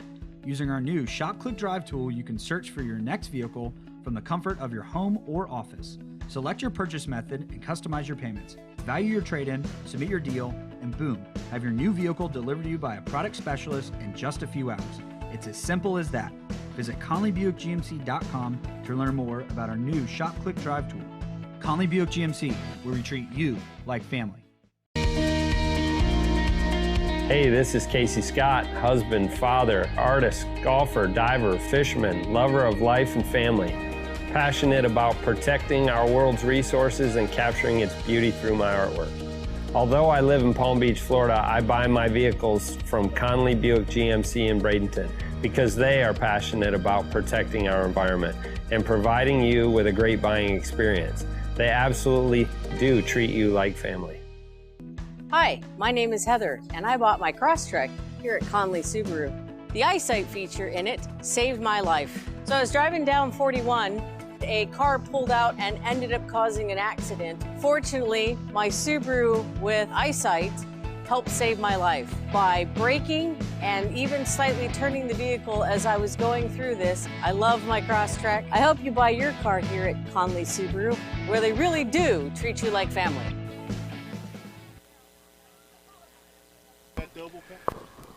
All right, as we come into the Richardson-Stinton halftime break here, we're going to have some statistics coming in from our Atlanta studio from Steven Johnson here. The Palmetto Tigers trail the Miami Central Rockets 27-7, and the Rockets will be receiving the kickoff to open the second half. Things that we've observed here in the first half, you know, Ken and I, we talked before the game about the players here. Tonight, Amari Daniels is not really getting big numbers, but Yakeith Brown is getting a lot of numbers there from the receiver position. It's been a fabulous tonight for number 10, Robert McMinn, the sophomore, 5'9", 170-pound wide receiver with a couple of big plays in this first half. Yeah, absolutely. As we look at the half, last year when they came up to Palmetto, Daniels and the other two backs rushed for over 300 yards, only 53 tonight. We actually have outperformed them rushing. The issue tonight is very obvious. We're looking at 248 to 16, and they have players that have made big plays, and we just have not. We started off good moving the ball, but we just have not had the explosive plays that we need to stay in this game so far. And this is the type of team that you cannot give that type of momentum to. If they hit big plays, they're just going to keep going for it because they believe that their athletes are better than yours. And, until you make a play to stop them, they're not going to change. I mean, again, this is exactly what happened last year. They came out firing early. Day-Day Hill takes the interception back, and they reverted right into the running game. And they didn't throw it anymore the rest of the night. But they're doing a great job. But at the same time, it's not like our kids can't play with those other players. There's busted coverage. A man slips down. We fumble the ball deep in their territory. That's 21 points. I mean, these are not typical Tiger plays. So if we can get some stops here coming out in the second half, just take one play at a time. Get a stop, get a score. Get a stop, get a score. You're right back in the game. You're right back in the game. And we want to thank everybody for watching TigerVision. It's presented by Conley Buick GMC tonight, as we do the broadcast for the FHSAA, the 2020 Class 6A state semifinal. And, our fans that are watching, local fans, I think of Bradenton Yacht Club, a bunch of the fans are over there watching the game tonight. We've got a lot of the local fans, but we wanted to reach out to the Miami Central community and say, what a great product, what a great team that we're witness here tonight, and the treatment that we had here at the stadium. I wanted to talk about that as we set things up. The stadium specialist here, James Crowder, he and I talked before the game, and he said and we were treated better than we deserve here. And I wanted to say a shout out James did to Susan Buchanan, his fiance, and to his relative Annette Epson there. And we wanted to thank everyone here at the facilities. They've treated us especially great here. And I wanted to thank the staff at Palmetto High School assisting today. I was having a little bit of struggle to get rosters here for Miami Central, and picking up with the assists was Athletic Director Wilkes and the staff there at Palmetto High School, and I wanted to thank them for putting that together for us. Impressive game here, Ken, for the Miami Rockets.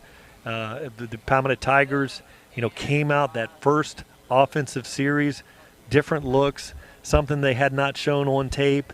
And you can see the Rockets were a little surprised with that. Palmetto goes up with the early lead. But after that point, the Rockets made adjustments, and it's been the big plays. Yeah, and that's why they're number 18 in the country. They didn't panic. They made the adjustments and settled down and making us try to pass to beat them, and we haven't been successful. Yeah. So, the things that we've seen here, we've seen some amazing athletes. You have Amari Daniels, but, for the Tigers, there was a play there with Jordan Renard, just an incredible play there. So, one thing that you look for in these later games in the season, the teams have Joes. Well, there's some athletes out here, from the 914 area represented and here in the 305. There's a bunch of athletes on the field down here in Miami tonight making plays all over the field. Yeah, and like we had talked at the pregame, more players have played in the NFL that have played on this field in high school than any other. And there is somebody that we're watching tonight that will be playing Sunday one day. Yeah. Don't know who, don't know what side, but somebody will be playing on Sunday. And, one thing I don't think the Rockets may have been surprised last year, the prowess of the Tigers, and Manatee County, we have the school with the most wins in high school football in Manatee County and the Hurricanes. Yes. And, you think about all of the Palmetto athletes that have represented Manatee County, And so you see a lot of skilled guys out on the field here tonight. There's no doubt about that. The level of play here is definitely high major. And you're seeing it on both sides of the field. You know, if there's any scout that's worth its salt, you got to come to Palmetto. You got to come to Manatee County because there's a program down here, and those guys are acquitting themselves very well. A Jordan Renaud, a Sajel Hickson, Josh Siplin, meat on the bone. You know, he's 6'4", 6'5". He's got almost 80 yards rushing himself tonight by running the ball as a quarterback, and he can throw the ball as well. So we there's a lot of things that are building. But you can see the difference. You know, this is a pipeline. You know, that when you think of Dalvin Cook and Marvin Jones and all these guys that come from this area and have played, like Ken said, in this stadium, this is a rite of passage almost, you know. And we've got to try and make that the same thing in 941. Yeah, I agree, Troy. And, you know, as I'm looking down, speaking of national champions, Robbie Stevenson, the special teams coach, is down on the field, you know, one that played for Manatee High School and played for the Gators. Know Robbie well, and, you know, there's a lot of talent. And I've just been impressed here on a rainy Friday night in Miami. It feels like you're putting your eyeballs in the stadium, and I'll be at a stadium tomorrow afternoon watching a football game. But it has that feel here on a Friday night. It's like a Saturday with the players and the product on the field. It's like watching football on Saturday, Ken. Oh yeah, absolutely. Both teams heavily talented. A lot of these kids will be playing on Saturday, and fortunate somebody will play on Sunday as well. Good game so far. It just hasn't been the Tigers' way, and we'll see what comes out in the second half here. Yeah, special thanks to the camera crew here tonight, Jay West, Seth Hoopengarner, and you know, we've got a crew here that has spent a lot of the night in the rain, but to our fans at home, it's a pretty started out about 77 degrees down here, probably it's dropped into the mid 60s, so it's not too terrible down here, but it's a wet night in Miami. Definitely the crew deserves a lot of kudos, again, for braving the weather, but not only braving the weather, braving this elevation. I was teaching my students the slope, the formula for slope. I think the slope here is about 2. Uh-huh. If you're skiing out in Colorado, this is definitely a black slope. This is one of those black courses, so it's a grizzly. Yeah, it is. Yeah. It is not easy, but nonetheless, great job by Jordan and Chad and all the crew and the camera guys. You guys are awesome, and this is no wonder this is the #1 broadcast in all the nation. And I wanted to say a shout out to James Burton down there.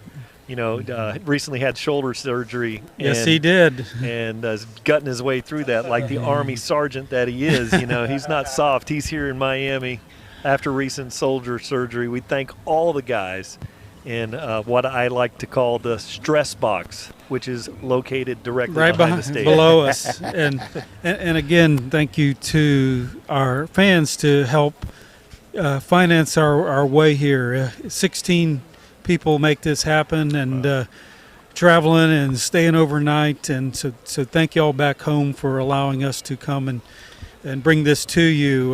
We truly enjoyed doing this. Yeah, and we had some, we put that on the scroller, talked about the fans earlier, and we had some late breakers here, and I wanted to also thank Don and Eileen Varnador. Thanks, Mom and Dad.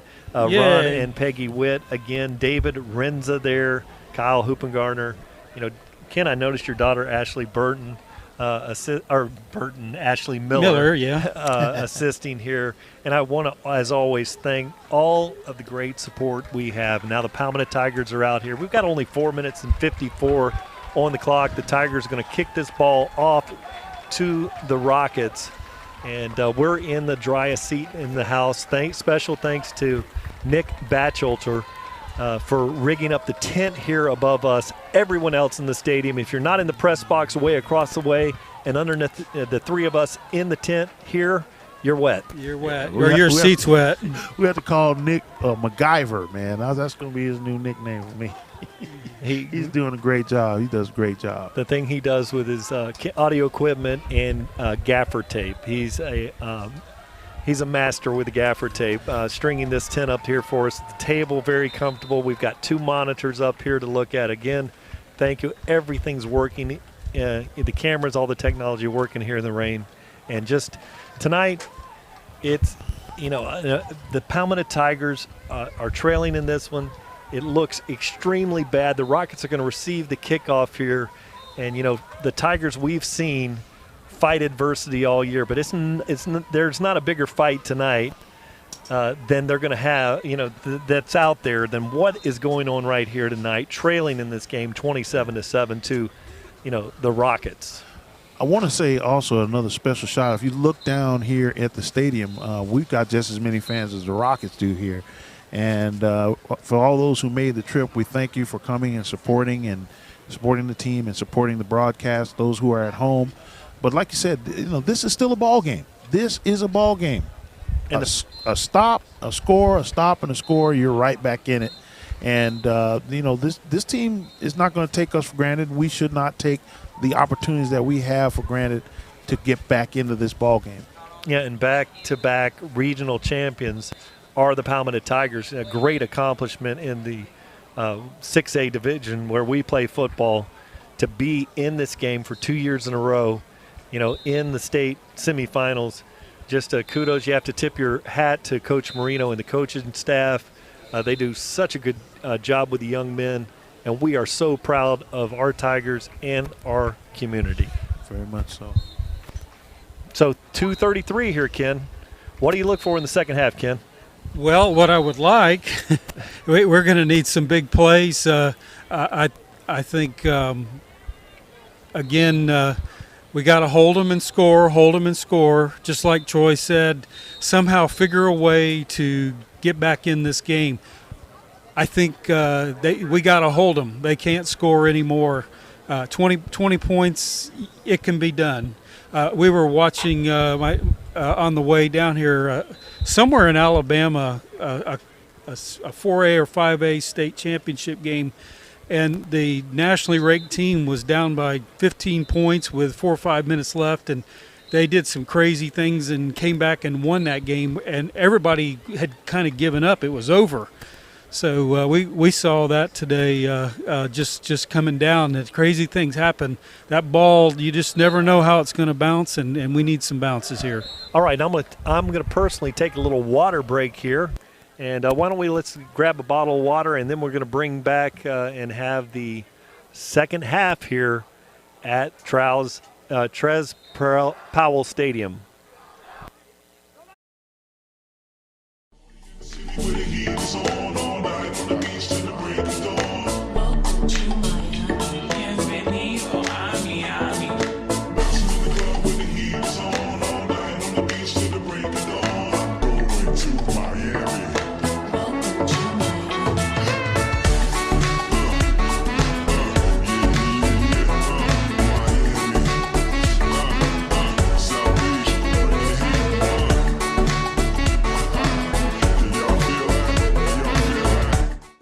Hey guys, it's Alan Conley from Conley Buick GMC. Halftime's almost over, so make sure you stay tuned. Go Tigers! Hey guys, it's Alan Conley from Conley Buick GMC. Halftime's almost over, so make sure you...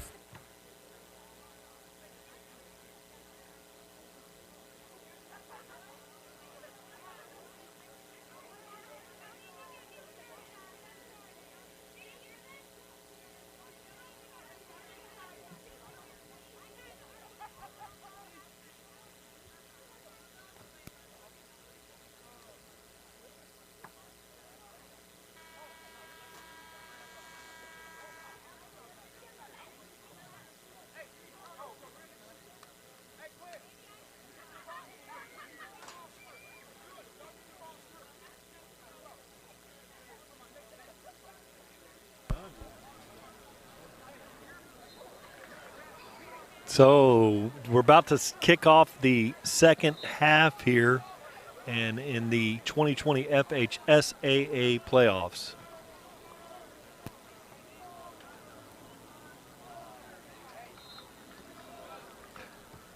Wanted to hear from Tom Porter with the Arctic Air Sideline Report. Tom, did you talk to the coaches during the halftime break? No, sir. They were a little intense. They were trying to scheme and figure out what they're going to do to come out, do it a little bit better in the second half. So I was trying to wait for Coach Marino to look like he was ready, but I'm not sure that's going to happen at the half here, guys.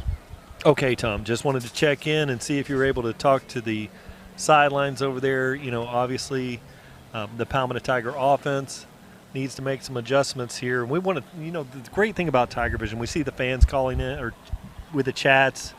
And one thing we have year after year after year, we have the #1 fans, you know, I call them in the world. You know, the fans, and we thank all of our great fans that watch us on TigerVision and the great support we get here. And we also want to say, again, a shout out to the fans of Miami Central. You know, with COVID out there, we have this stadium would normally be packed to the gills, but a lot of people have chosen to stay home and watch the game. And we thank you for tuning in. And we thank you for being a part of the beautiful, you know, you have a fantastic team here in a beautiful facility that we've been broadcasting the game from tonight. It's been a wonderful experience. You know, Brian, everybody says that. Everybody says we want to thank the fans. You know, we got a lot of support from the community. Every team everywhere says that. But, I mean, I feel it when I'm out at a restaurant. If I'm at Popey's in Palmetto, Mike Amiris's place, if I'm around town anywhere, I mean, people are stopping me to want to talk about Palmetto football. I mean, people are really buying in. I think the community support that this team has now is probably the best it's ever been. And I'm not saying that because I'm trying to get a sponsor. I'm just saying it because I got fans from Southeast High School calling me, sitting me down at work, and wanting to talk about how Palmetto can fix this and fix that to help beat Lake Gibson. The whole community seems to be behind Palmetto, and it's really encouraging to see, and it hasn't always been that way in Manatee County. So, you know, some of these older schools are sticking together, Manatee, Southeast, Palmetto, and really supporting each other, and the community has been absolutely outstanding. So to your point, I agree. Thanks very much, Tom. Now the Palmetto Tigers, Joden Garada will kick this one off. Get a kick out of good service with our friends of DeVito's Auto located in Ellington. And as we're broadcasting here, the tent just let loose with a bunch of water. Troy's side. On Troy's side, and fortunately, I think the electronics stayed fairly dry up here. Very fortunately. That was a lot of water. It looked like a waterfall cascading out of the tent here. No doubt. Let's see if we can get some electricity to this defense. That's what I like to hear. Joden Colorado approaches the ball. And a short approach here. They got to reset They the got clock. some clock problems here. So they had already blown the whistle for play. Now the clock is set at 12 here. This looks like a pooch kick, the way the approach of the kick.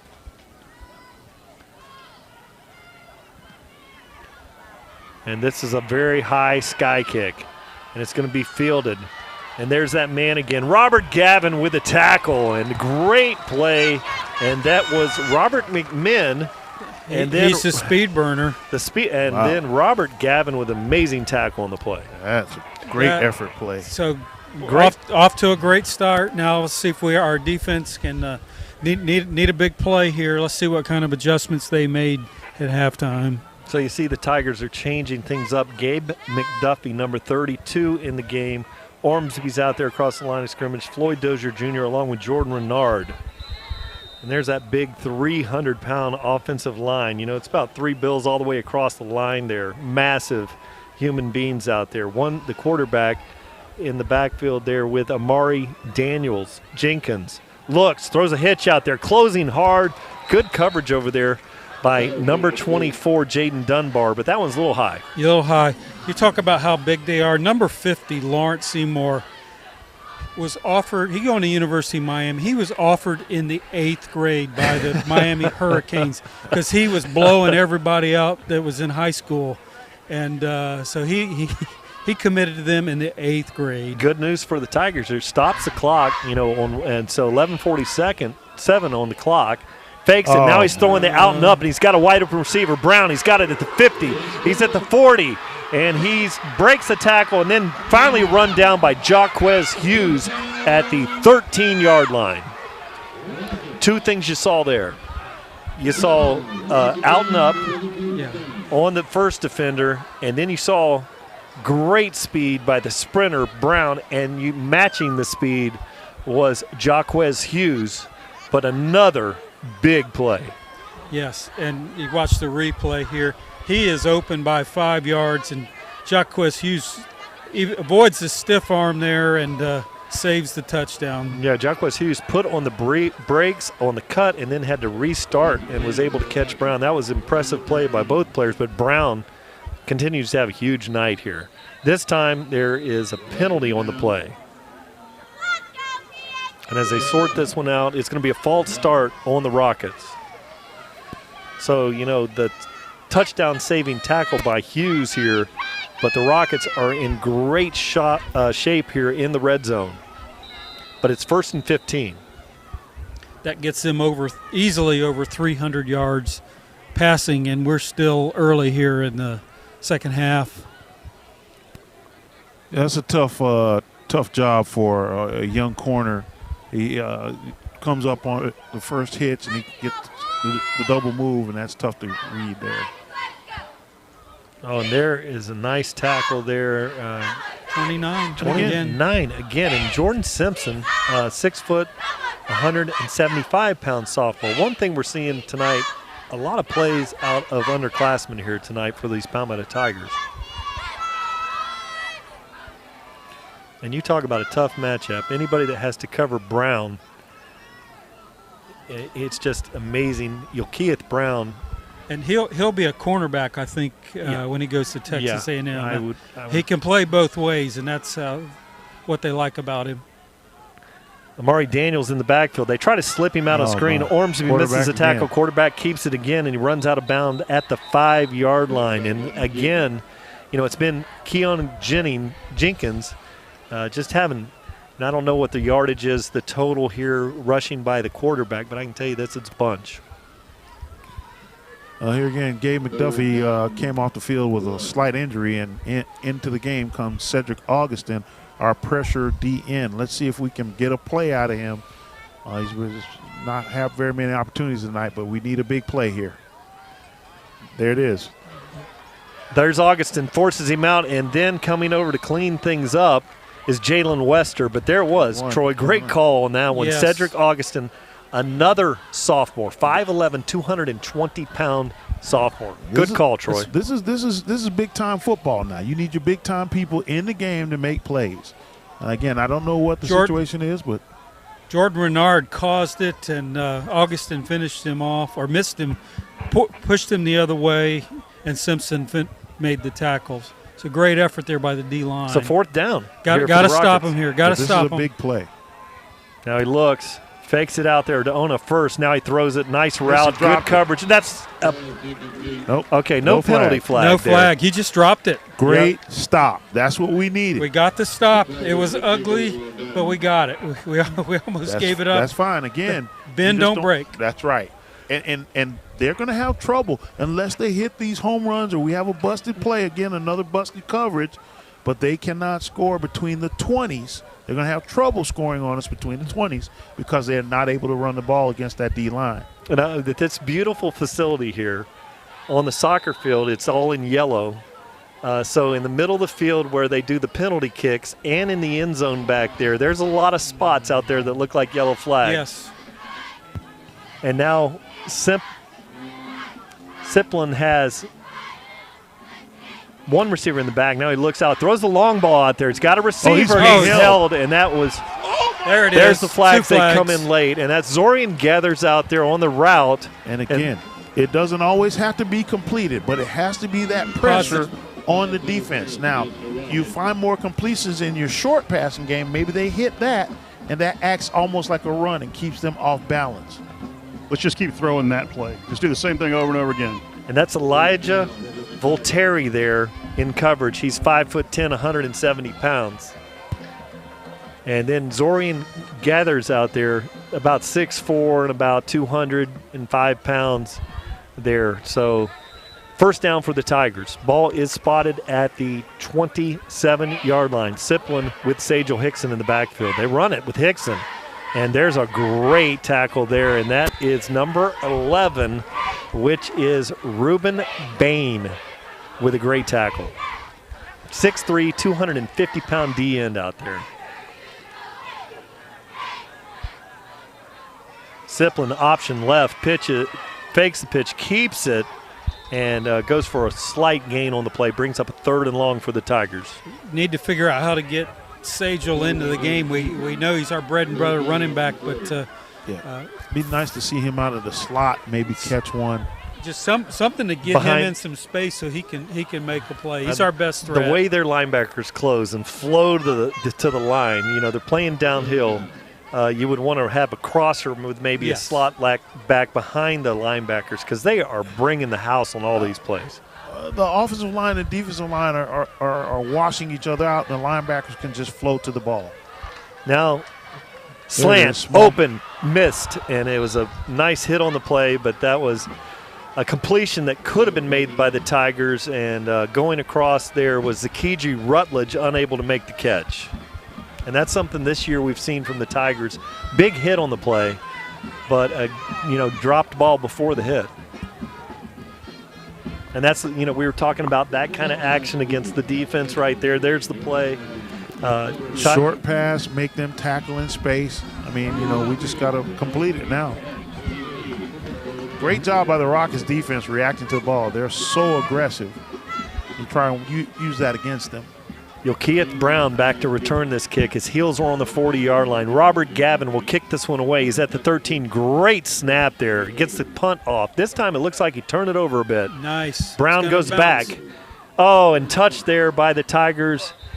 Which that'll be all right. Hustling down there was Danny Rivera, 6 foot, 220. That would probably win another 6-7 yards, but the ball is down at the 27-yard line. So 45-yard punt, no return. 45-yard punt. Yeah, great job. He turned it over. Probably our resident punting expert. Probably one of his best punts of the year. Needed to flip the field and kept Brown from returning it. It's most important. That's a huge benefit there, and we continue to talk about Keith Brown. And again, if we can stop the big play, force them to either have to punt or go for it on fourth down deep in their territory, it's to our advantage. Ghana Oba is back there in the backfield, number 22 with Jenkins this time. 2 receivers on both sides of the formation. This time it's Jordan Renard with a tackle in the backfield. No gain on play, loss of about, I'd say, a yard. Brian, the defensive secondary has switched. 24 is no longer on 1. He is now on number 9 over there on the far side. And number 3 is covered number 1, the speedy receiver for Central. All right, so the switch is L.J. Hewitt, 6'4" cornerback for the Tigers. And again, I like the move, but what's getting us is that we've got one high safety. So anybody that gets beat, they're going to just throw it deep. Good position, great route. Ball's bobbled, but it looks like incomplete pass. He was bobbling that ball on the catch. Oh, now call it a catch. Called it a catch there. So it is a first down there. He's bobbling the ball as he went out of bounds, but able to gather the ball, keep his feet in bounds there. Brown, great looked like route. he may have secured that ball with his knees. I mean, it dropped down between his legs there. Here if we can pick it okay, up. Tom. We're covered up by our sideline, so there it is. Yeah, he's got it. He's got it. You only have to have 1 foot in. And then a good Great defensive stop there by Riley Jackson on the play. We've seen Riley Jackson, number 50 there for the Tigers, 5'11", 265-pound junior, do some great things here late in the season. L.J. Hewitt is out here covering Brown, and Simpson's out here covering the slot receiver. 2 receivers out on both sides formation. Looks like there might be a delay of game here. Let's see.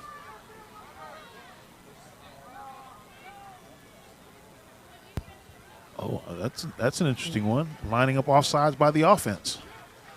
It looked like the receivers on this side of the field were clean, and I looked across there, so it must have been one. It had to be a illegal formation. It had to be one of the. Somebody wasn't. They didn't have enough on the line of scrimmage. Yeah, that's what it was. So not 7 across the line of scrimmage.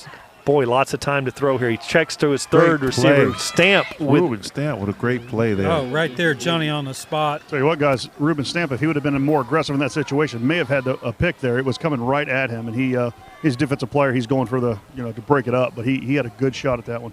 Yeah, good coverage out there by the linebacker in the drop covering the slot receiver. And anytime you can cover a slot receiver playing Miami Central with a linebacker, that's a good thing. That's fortunate. Wouldn't want to do that every time. Big play here again. Jenkins looks. Oh, big pass rush by Renard. Steps around, throws it out there. Good coverage over there. Great play that time by Dunbar. Getting his confidence up.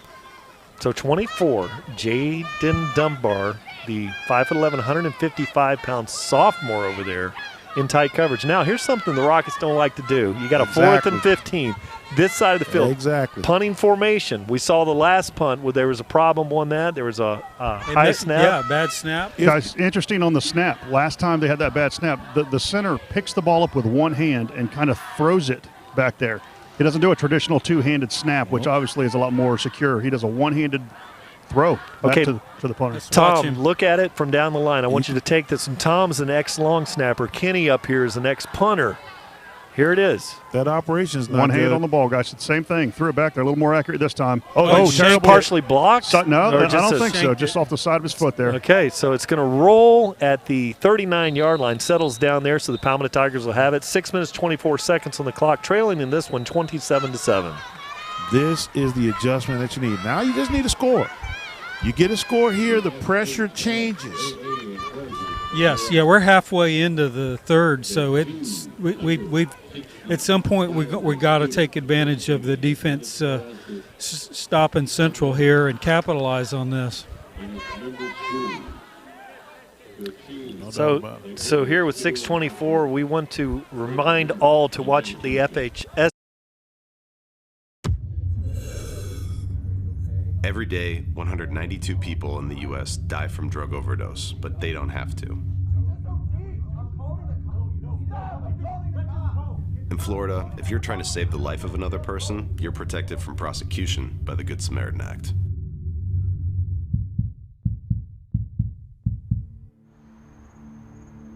You just saved her life.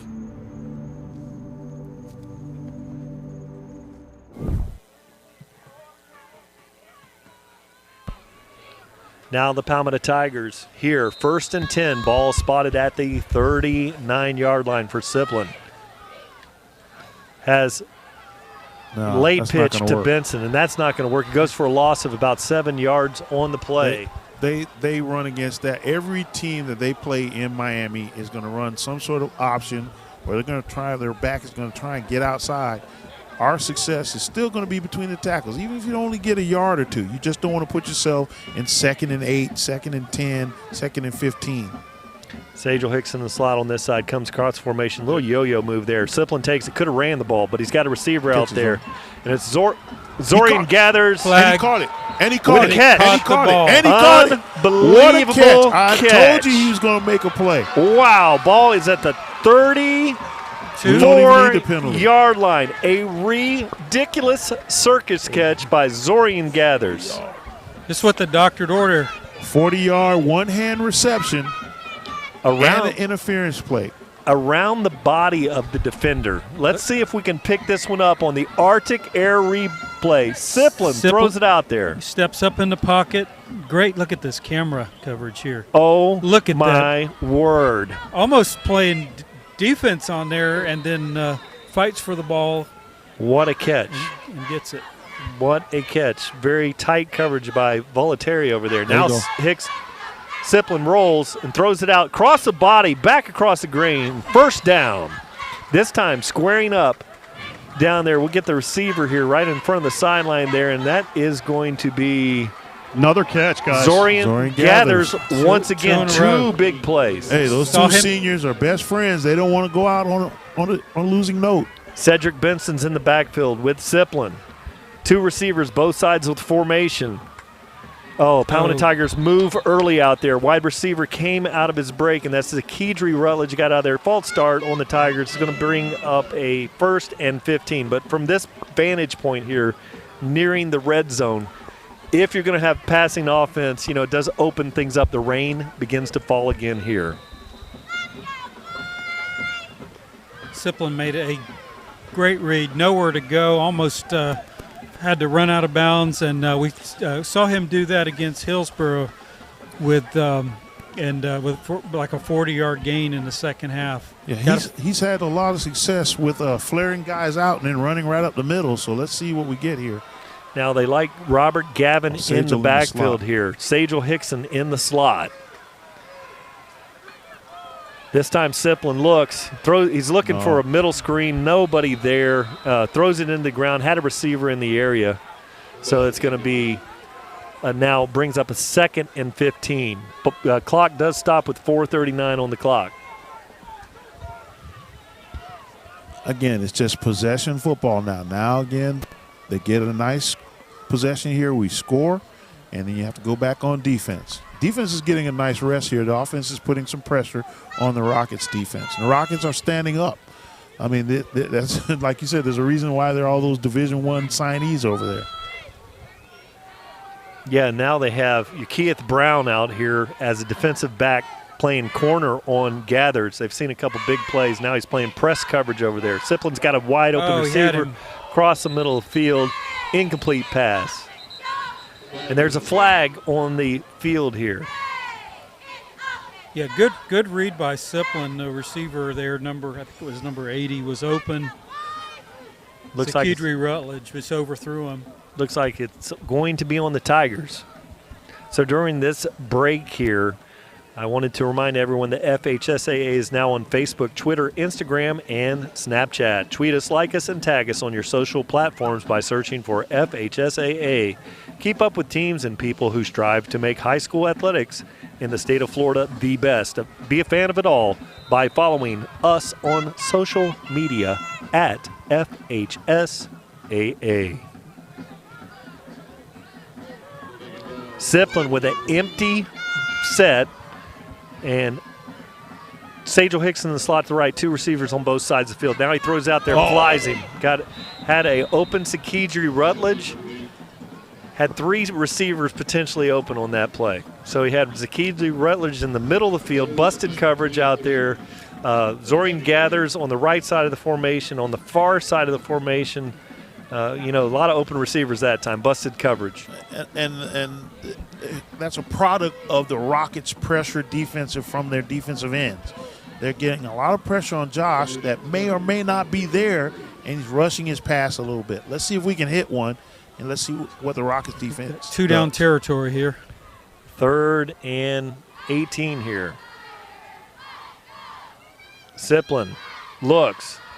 Got a receiver wide open out there. Touchdown. How about that? That is a perfect How hookup. about that? My goodness. We can do that. Incredible. Guys, that is just a tremendous throw by Is that Rutledge again? Sakidri Rutledge over there. And he's the one that's been overthrown here twice since we watched the replay. Just streaking down the field.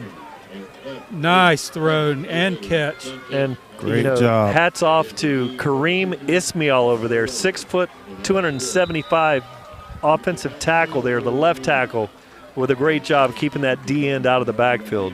Joden Colorado waits, and the kick is up, and it's Siplin with a hold. It's good. What we just saw there were guys stepping up. Sakidri Rutledge may not have 10 catches on the season. Zorian Gathers, a one-handed catch and another first down catch. This is their opportunity to make plays. It doesn't have to be an 80-yard bomb. It can just be a simple play, keeping pressure on the defense.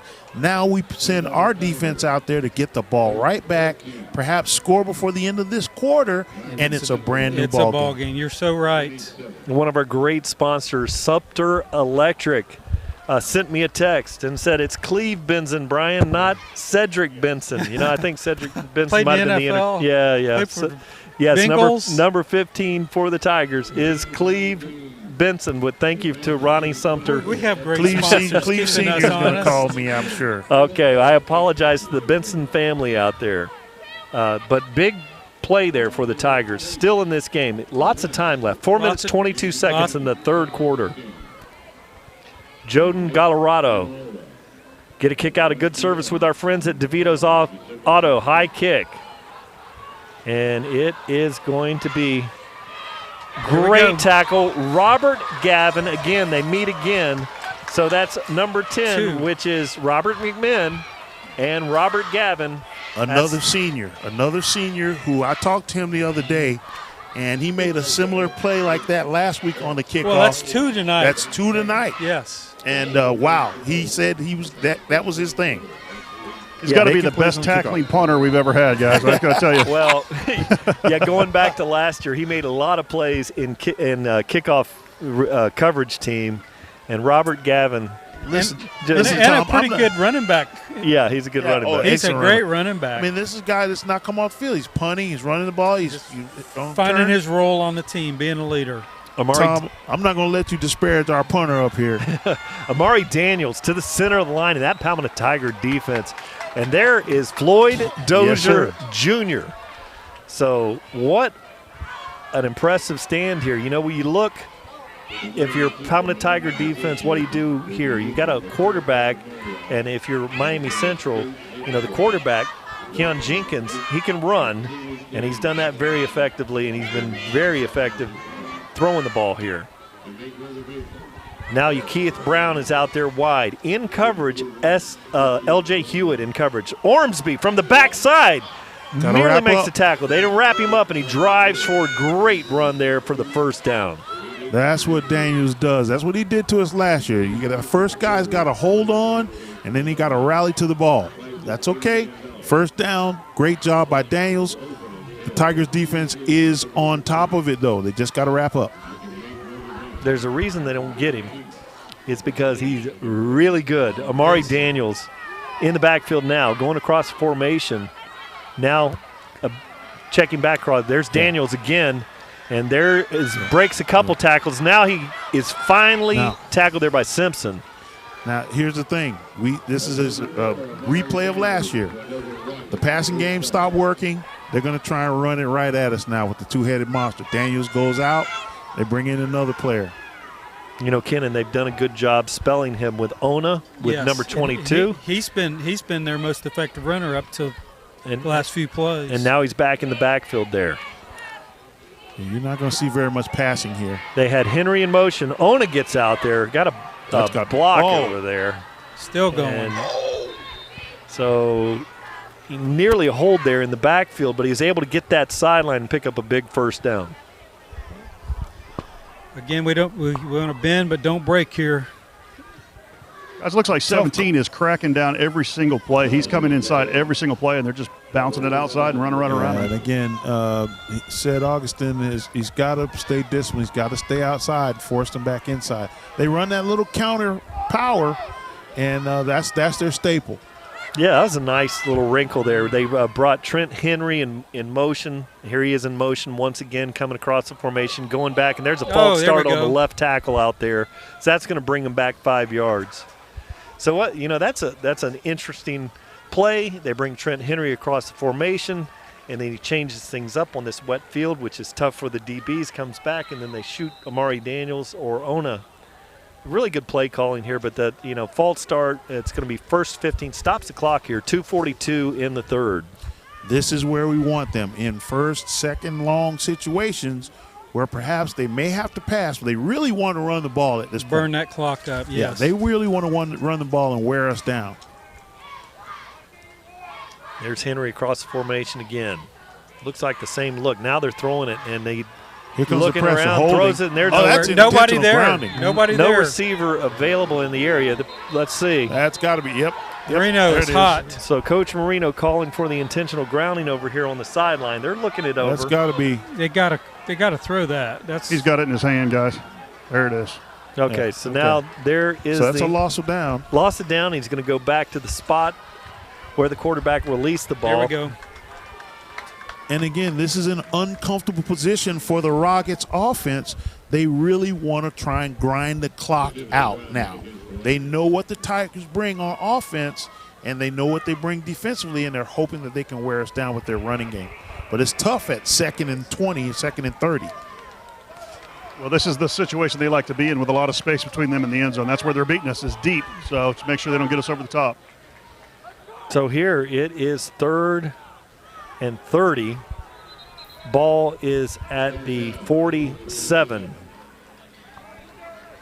And this time Ona's in the backfield, unless they change things up.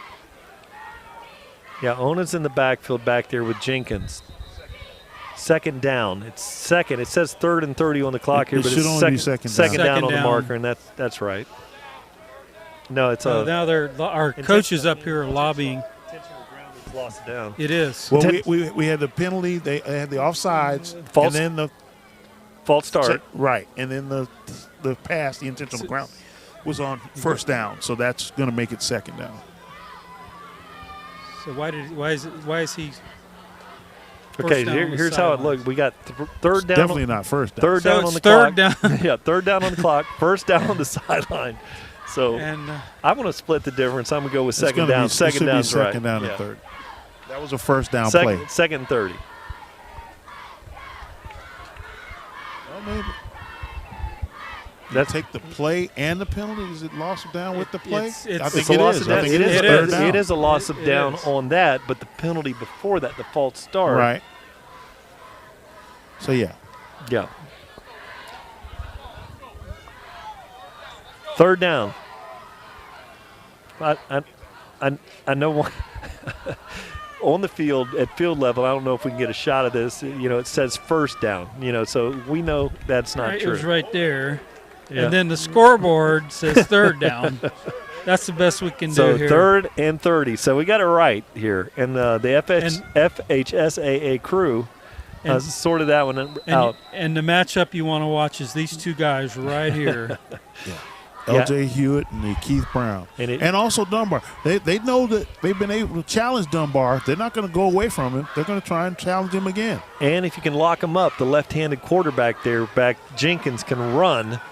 If you lock up everybody in coverage, you leave that a quarterback unaccounted for. He's dynamic running the ball. Boy, they bounced that one back to him, and now he's going to throw it out there.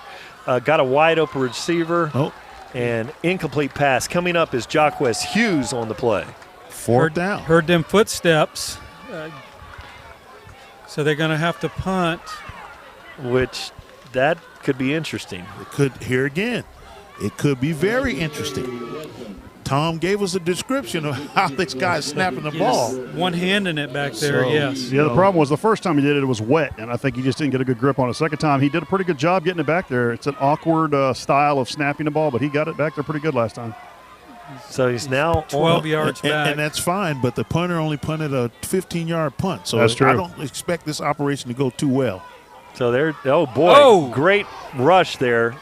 Gets off a punt. Jacquez Hughes goes backpedaling, looking to get a block. Gets one from L.J. Hewitt, trying to get the sideline. Cuts it up and is driven out of bounds. Flag. Now a late shot to the head on the play.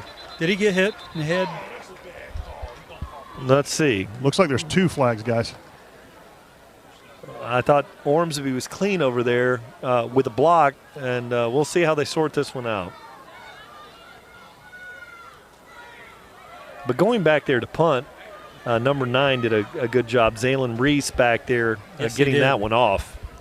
And nearly with a block there with the Tigers. Now, for the latest official news about Florida high school sports, including results of all rounds of the 2020 FHSAA football championships, visit FHSAA.com, the new official website of the Florida High School Athletic Association. That's www.fhsaa.com. Catch live and on-demand postseason coverage of Florida high school sports at www.nfhs.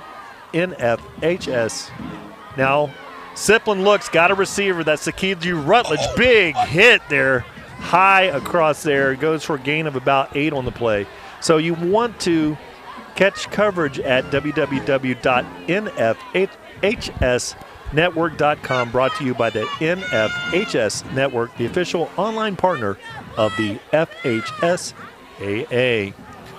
See, they're not running a safety, so somebody has to win that matchup. Oh, and if Sagel can see that's going to be a stop, and that's going to be forward progress is going to stop him. It's a loss of about 1, so it brings up a 3rd and 2 for the Tigers. Marino One of the receivers just has to win their matchup. And again, this is the difference between having a Quentin Sanders in the line and he goes out. No disrespect to anybody else, but you could see the difference in the first quarter when we were running the ball very well. 3rd and 3. Minute and 15 clock is winding here for the Tigers. Very important conversion here. No safety in the back, 0 coverage. Freshman receiver out here wide. Callaway. There it is. He looks, throws it down the sideline. It's going to be Zakidri Rutledge. And no incomplete pass. And, you know, fans here were screaming. The Palmetto Tigers fans were screaming for a defensive holding back there, but incomplete pass for the Tigers. Robert Gavin, the punting formation going out there. Now, this point of the game, we saw some gutsy calls by the Tigers last week, you know, on a 4th and 5 from this part of the field. This is 4th and 4. You got your punting team out there. You got Sajel Hickson back there as a punt protector. And Central's in a punt-safe formation, and they've got the super talented Robert McMinn back there to return. Good snap. High kick, and it looks like he turned another one over here. And it's going to check up and be downed at the 35-yard line. So pretty good punt there by Robert Gavin. Again, the defense is being asked to make one more stop. One more stop, and it puts the game right back where they want it with an opportunity to take the lead. Yeah, Jalen Wester's been quiet. He's been our turnover machine. Defense really in the last 2 games have had 0 turnovers, so they're due, and maybe this is the time we can see something happen. Yes, great call, great observation. Jalen is usually our big play guy. I'll take a scooped up fumble, something. Ruben Stamp. The key here is, though, we have to tackle. We have to tackle Daniels. We can't let him keep getting first downs and churning out 8-10 yards because he wears on you after a while. David Bryant and Keith Brown out here wide to the right. That's Bryant. There's that counter power. Amari Daniels. Ruben Stamps over there to make a tackle. First down on the play. Ball spotted at the 49-yard line. Stops the clock while they move the change. 36.4 seconds on the clock here in the 3rd. Jordan Renard comes running into the defensive formation. Riley Jackson hustling off the field, now shuffling back, and Palmetto Tigers burn a timeout. So now here, 26.5 seconds. I want to mention the corporate sponsors here. The Florida High School Athletic Association recognizes its corporate partners who help make the FHSAA football championships possible. Team IP, the official merchandising company of the FHSAA. Gatorade Thirst Quencher. Main Light Events, the official photo company of the FHSAA. Balfour, the official supplier of championship rings for the FHSAA. Spectrum Sports, the official television partner of the FHSAA. Max Preps, official scores and statistics of the FHSAA. GoFan, the official online ticket provider of the FHSAA. The NFHS Network, the official online partner of the FHSAA. And Wilson, provider of the official game ball for the 2020 FHSAA Football Championships. So here, only 26.5 seconds remain in the 3rd quarter. 1st and 10 for the Miami Central Rockets. 2 receivers on both sides of the formation. The dangerous Amari Daniels in the backfield with Jenkins. They hand it off to Daniels. Got a crease. Big lane. 40. Cuts it inside. 30. 20. 10. Touchdown, Amari Daniels. So here with 17 seconds basically on the clock, you know, the Central Rockets have started to open up a big lead here at Traspal Stadium. That might have been the dagger, unfortunately.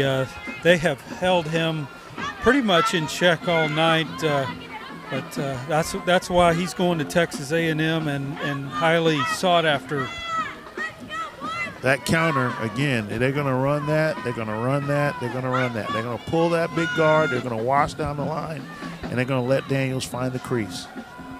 And it doesn't need to be a big one either. It really doesn't. He's a good one. And he must be a little bit bigger than what I expect from him or what might be on the paper, because that last 2 years he's really just pounded us with his running style. He doesn't go down with the first tackler, unless it's Jordan Renaud or somebody, but, he did a great job there, and it resulted in a touchdown. Watch the quarterback run on this empty set here. McMinn is out there wide, number 10. Keith Brown in the slot.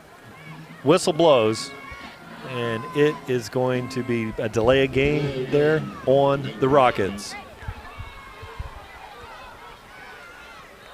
So that makes things interesting here.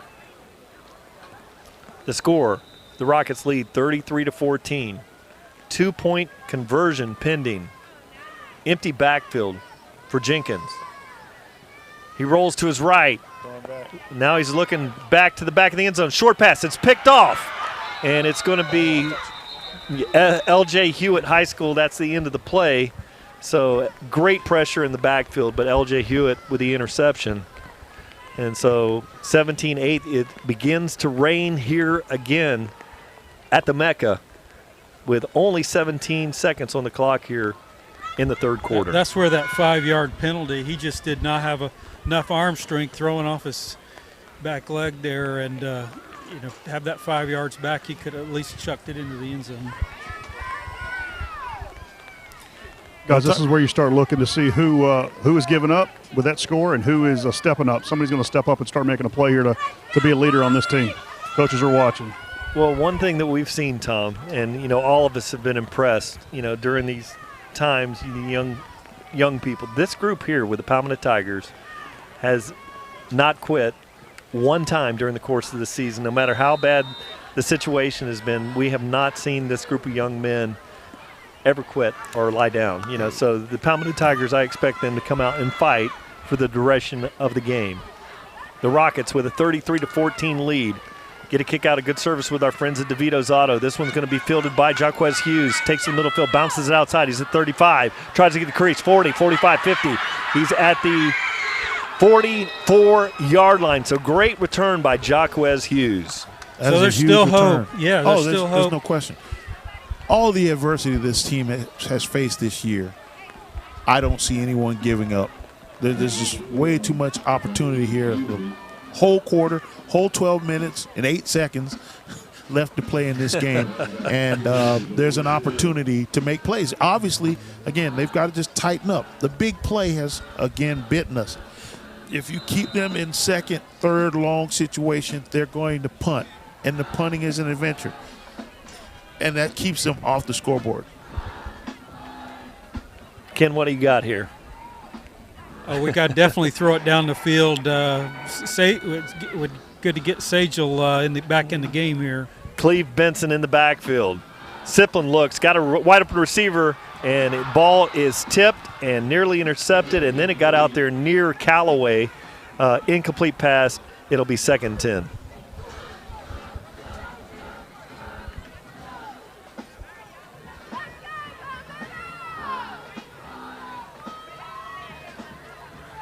So now Siplin is talking things over with Coach Marino and running out there late. Again, it doesn't have to be a big play. You have to force them to tackle in space.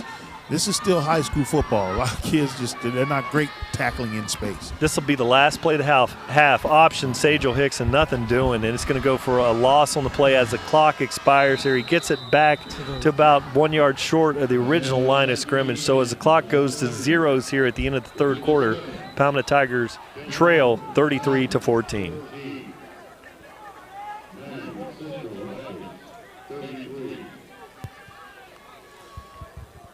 Big four. Hi, I'm Andy Egebrecht, and with my dad Don and brother Danny, we own Andros Boatworks. Andros boats are quality custom boats built right here in Sarasota. We depend on GMC Sierra trucks to pull our boats and get the job done. And we deliver boats both locally and internationally. I suggest you go to Conley Buick GMC. You'll see why we chose their family business to support ours. After 18 years and I don't know how many trucks, at Conley Buick GMC, I guarantee you'll be treated like family. So tell me, what was actually the name of the award? It was you were the #1 stream in the streaming awards. Isn't that correct? Correct.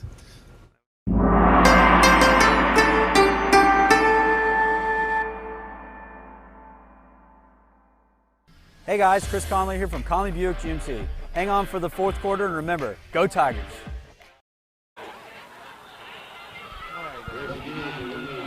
All right, coming out of the break here, opening up the fourth quarter, the Palmetto Tigers have the ball 3rd and 13. Josh Siplin is going to have 3 receivers out here to the left side of the formation, and he's got 1 single receiver out to the right. Siplin steps up, and he's going to be tackled, no gain on the play. It's going to bring up a 4th and 13. This will be interesting to see what Coach Marino calls. We're almost in. He's going for it. You got to go for it here. You're down. Yeah, you have to. 19 points or so. So Siplin's going to talk this one over the coach. He's talking to him, and Central has been playing, a lot of coverage out there without a safety. So a lot of lockdown across the line coverage. And see They're if going to put him back now. I'm good with anything but the option. Yes, definitely. Anything but the option. All right, and Robert Gavin is in the backfield, probably as a pass protector back there. Sajel Hickson in the backfield. And this time, he looks, he throws a long ball. It's too far. It's just, there was flag. They're going to get called for defensive holding over there. Has to be the call. That ball, now in high school football, there is no uncatchable call. If it's holding, it's holding. You could throw the ball 60 yards past the receiver, so you might see, the defensive holding here. And fans here won't like it. Still won't be a first down. Because they think that it's uncatchable. Uncatchable, but that's. But you know the rules. But in high school, it is what it is. That is the correct call. So the correct call here made by the FHSAA officiating crew. Let's see if it's only 10 yards or.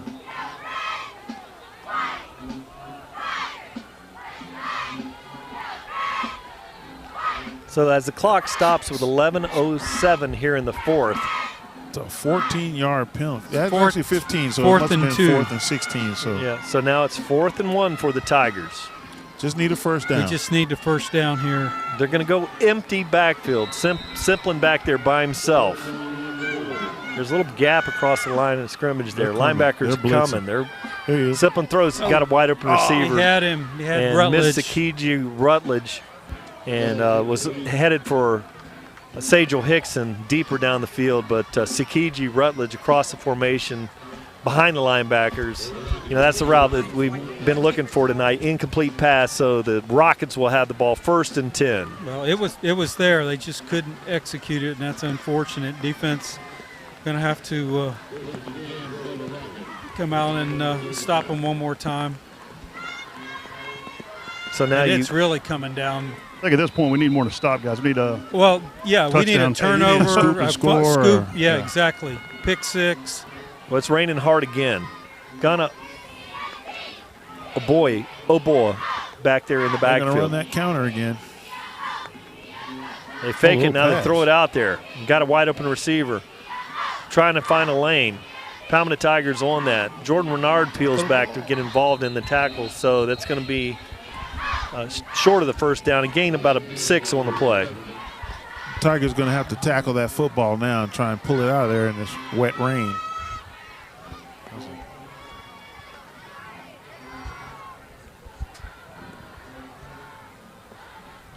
.10:33 on the clock.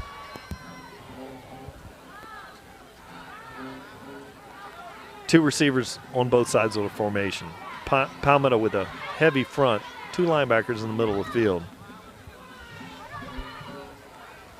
Jenkins goes back into the shotgun position.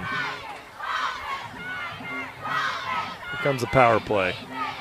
Ona's got it. Good tackle there by the Tigers, and short. They were trying to rip that ball out. And it's gain of about a yard on the play. Brings up a third and about 2.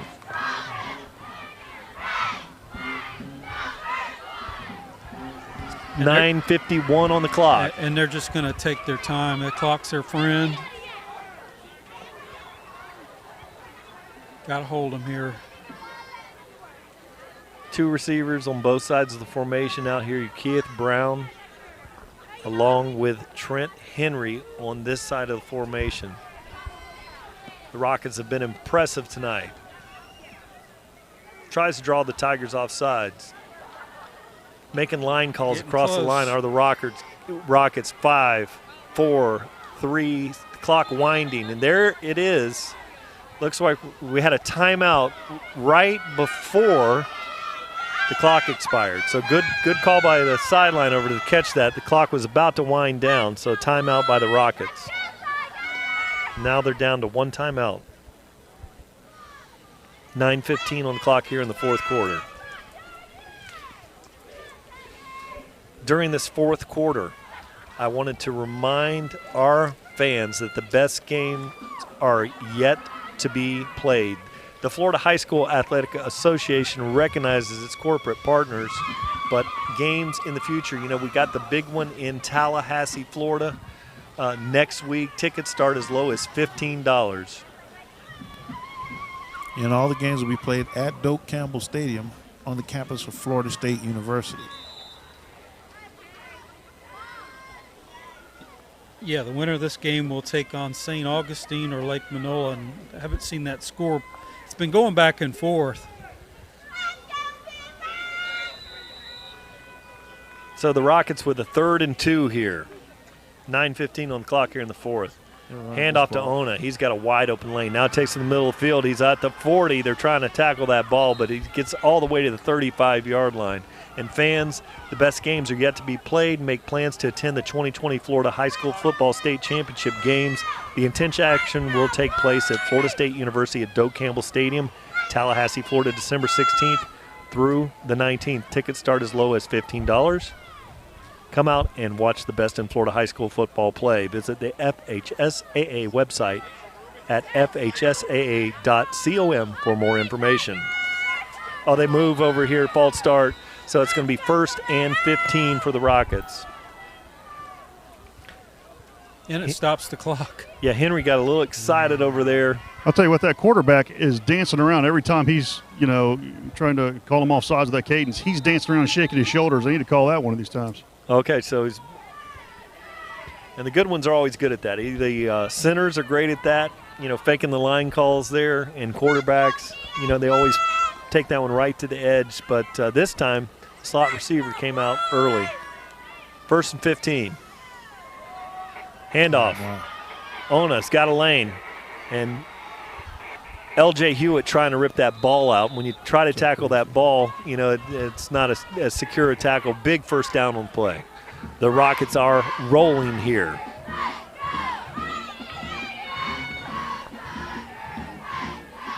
Two receivers on each side of the formation once again.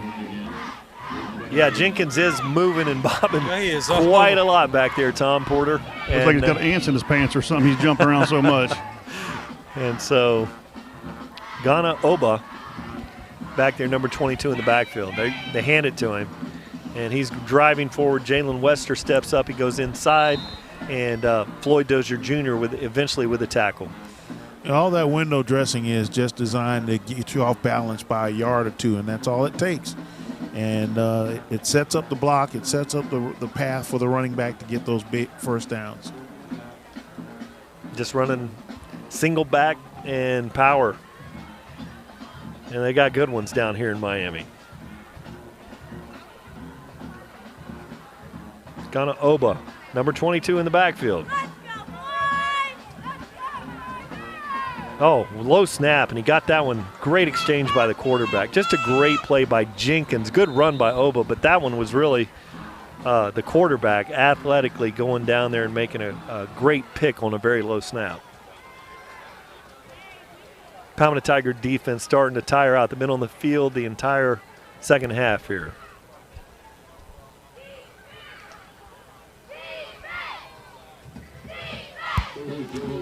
This is a situation where you can get a big play, a fumble, or they try and throw a quick pass and we pick it off. So somebody has to make a play here. I think they would run the rock here, but they're not. They're going to throw, and they throw a is. slant across there. Wide open receiver, He touchdown. He's got it. Great hands. Yep. And Great that hands, is number great play. 9, Zaylen Reese Reese. on the play.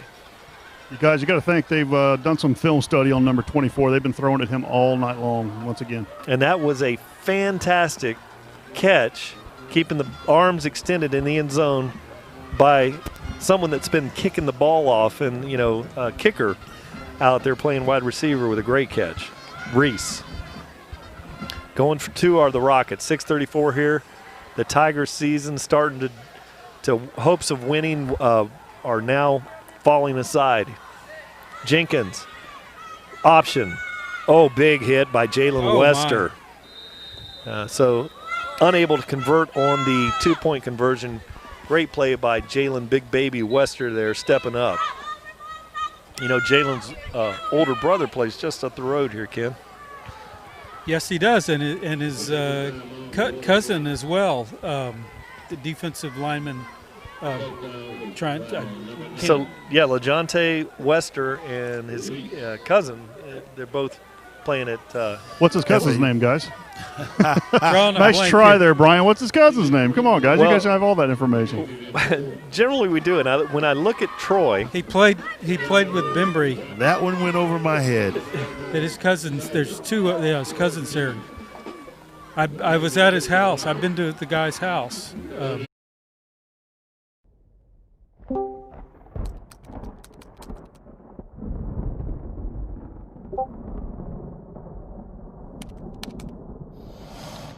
Don't miss a beat. Get the blood flowing on the Haunt Vault Discord server. Join now, if you dare.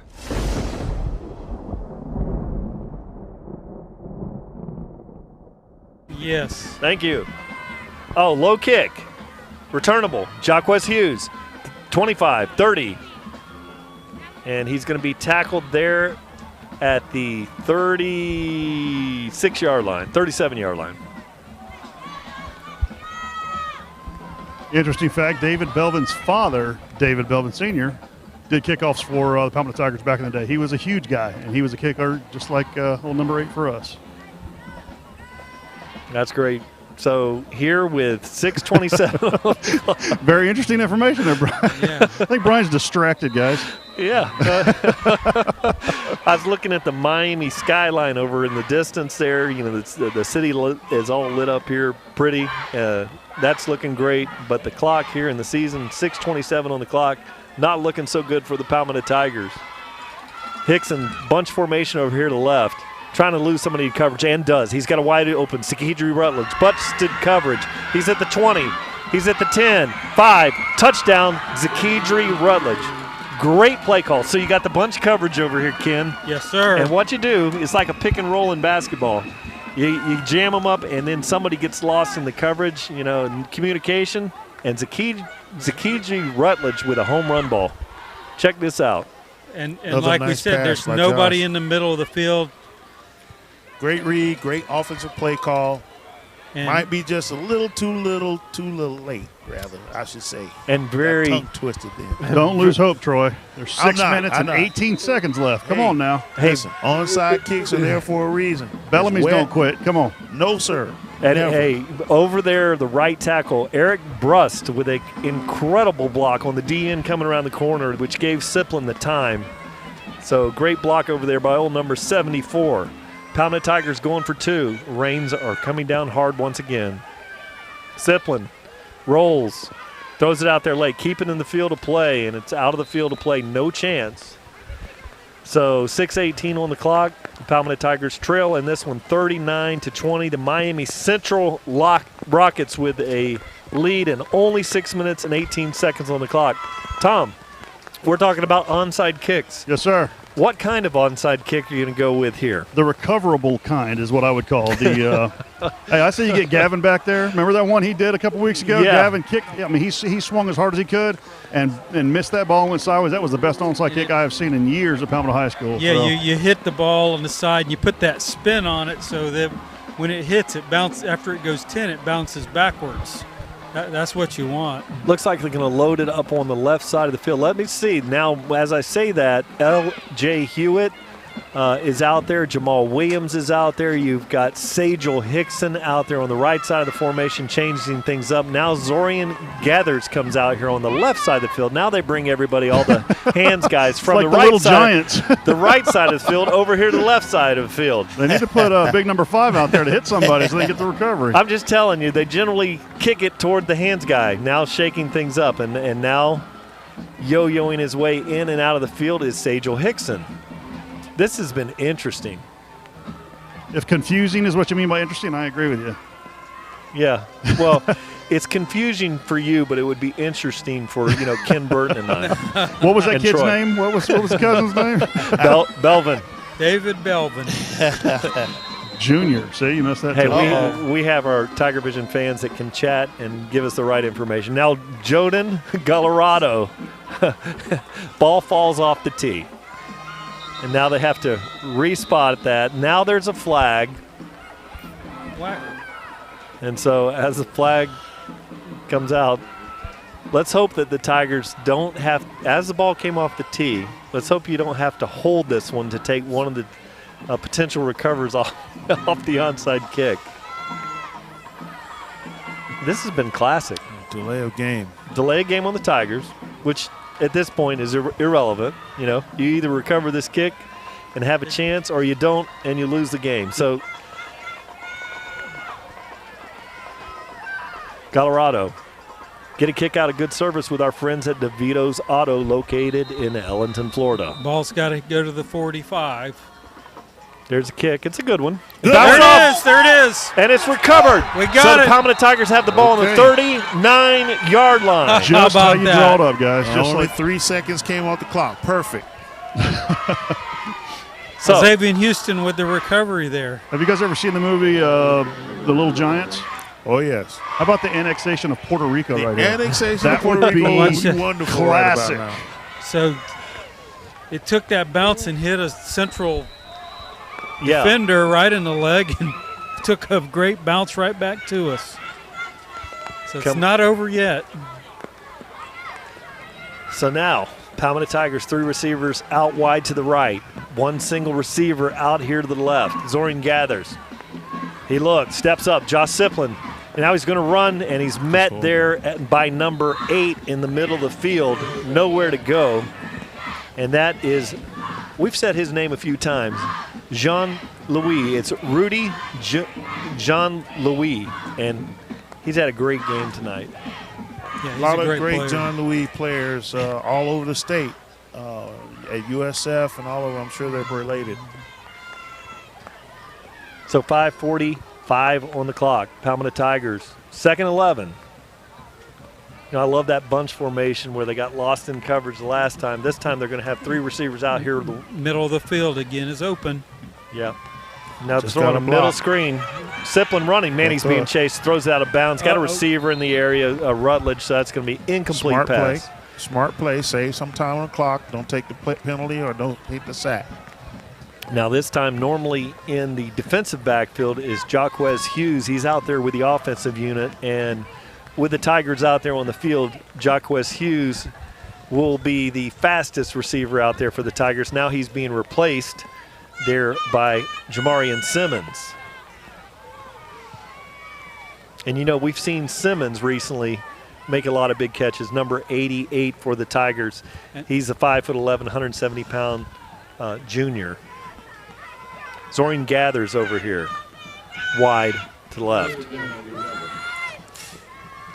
Sajel Hickson running across her, and the ball is high, and he had cleared. And he's throwing off his back foot because of the pressure that they're getting up front. The defensive front of the Rockets is really applying a lot of pressure. The times that we've been able to get some blocking, Josh has been able to fire the ball very accurately. But when you get that kind of pressure in your face, he's going to throw off his back foot. And good coverage was Wesley Vicente there, but that's the play last week on the 4th and 5 that the Palmetto Tigers converted, the big play at the end of the game. Same play, Sajel Hickson out of the backfield, running behind those linebackers, and really that one had a lot of potential. But now that brings up 4th and 11. This is going to be it for the Palmetto Tigers season here, barring a first down on this play. Low snap.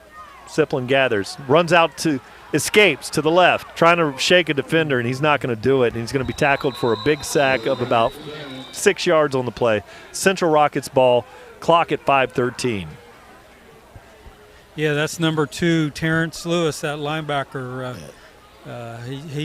He can cover the field east and west and north and south. I think they call him T2 down here. Yeah, I saw that. He's a good one. So with 5 minutes and 13 seconds on the clock, the Rockets will take this one, and you'll see them, in no hurry and just wind this clock down. Again, the valiant effort by this Palmetto team just cannot go unsung. I mean, you run into some real buzzsaws, and the Rockets are a formidable program. So, there's still 5 minutes left to go. Hopefully there's another play, a fumble, or there's Daniels up the middle. And he goes for a nice gain on the play. Palmetto Tigers do have 3 timeouts. Over the years, we've seen the coaching staff at the Palmetto Tigers, keep those timeouts in the pocket.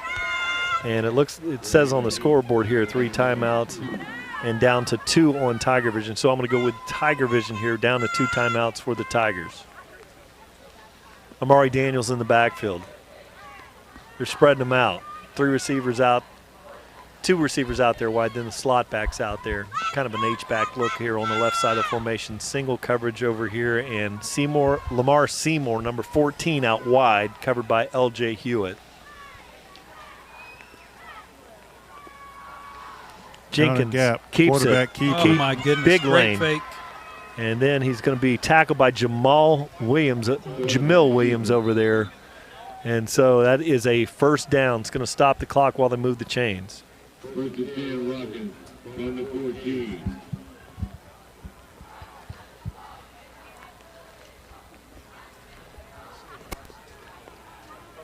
Rockets making some personnel changes here. Palmetto Tigers choosing things up. And Jenkins still trying to draw those Palmetto Tigers offside, moving around a lot in the backfield. He's got Amari Daniels in the backfield with him this time. Oh, low snap. And there's had to be a false start on that one. False start on the right tackle over there. So that's going to be a false start. Stops the clock. The good news is it stops the clock, and it's going to back him up. Well, the bad news is the ball actually hit the ground on the snap. For some reason, the clock is still running. Ball actually hit the ground on the snap, so that would have been better if it had gone down. And it's going to run again when he sets it for play. Yeah, it's running right now. We just lost 20 seconds. With a penalty. So that's now. So 3:18 on a running clock here after a penalty. Central changing things up here.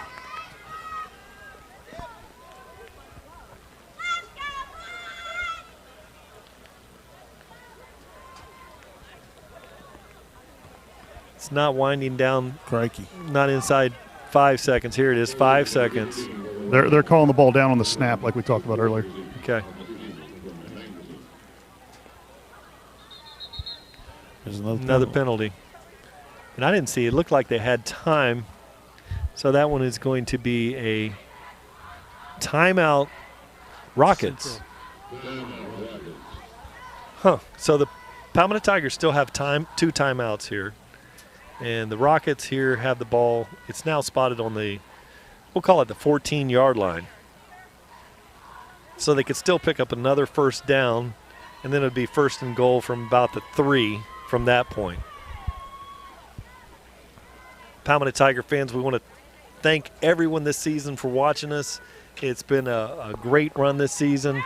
It looks like the season, barring a miracle here, is winding down. We thank all our friends out there, Manatee County football fans that are watching in, cheering for the Palmetto Tigers today or tonight. Here on a wet night in Miami, it looks like this could be the end of the road for the Tigers, but we appreciate you so much for watching, and we encourage everyone to click like and then subscribe to our channel. Now 2 receivers out here. Vicente with 3 in coverage on the right side of the formation. You got Amari Daniels in the backfield. And it's a throw. Steps up, middle of the field. Pick. An unbelievable catch there in between 2 Palmetto defenders. Looked like in great position to make a play. Thought it was an interception coming, but touchdown. That's just a tremendous. This young man has had a tremendous night tonight. You got to give him a lot of credit. You got to give their offensive line a lot of credit. They've really protected him against our vaunted defensive line, and he's really picked us apart. So he's give just him a a lot 10th of grader. Yeah. That's scary. Yeah, it is. It is very scary. He's a seasoned veteran out there. Now he runs the option in chase. Amari Daniels takes a big hit, but he's in for the 2-point conversion. So that will put 2 more on the board for the Rockets. So only 2 minutes and 40 seconds remain in this one.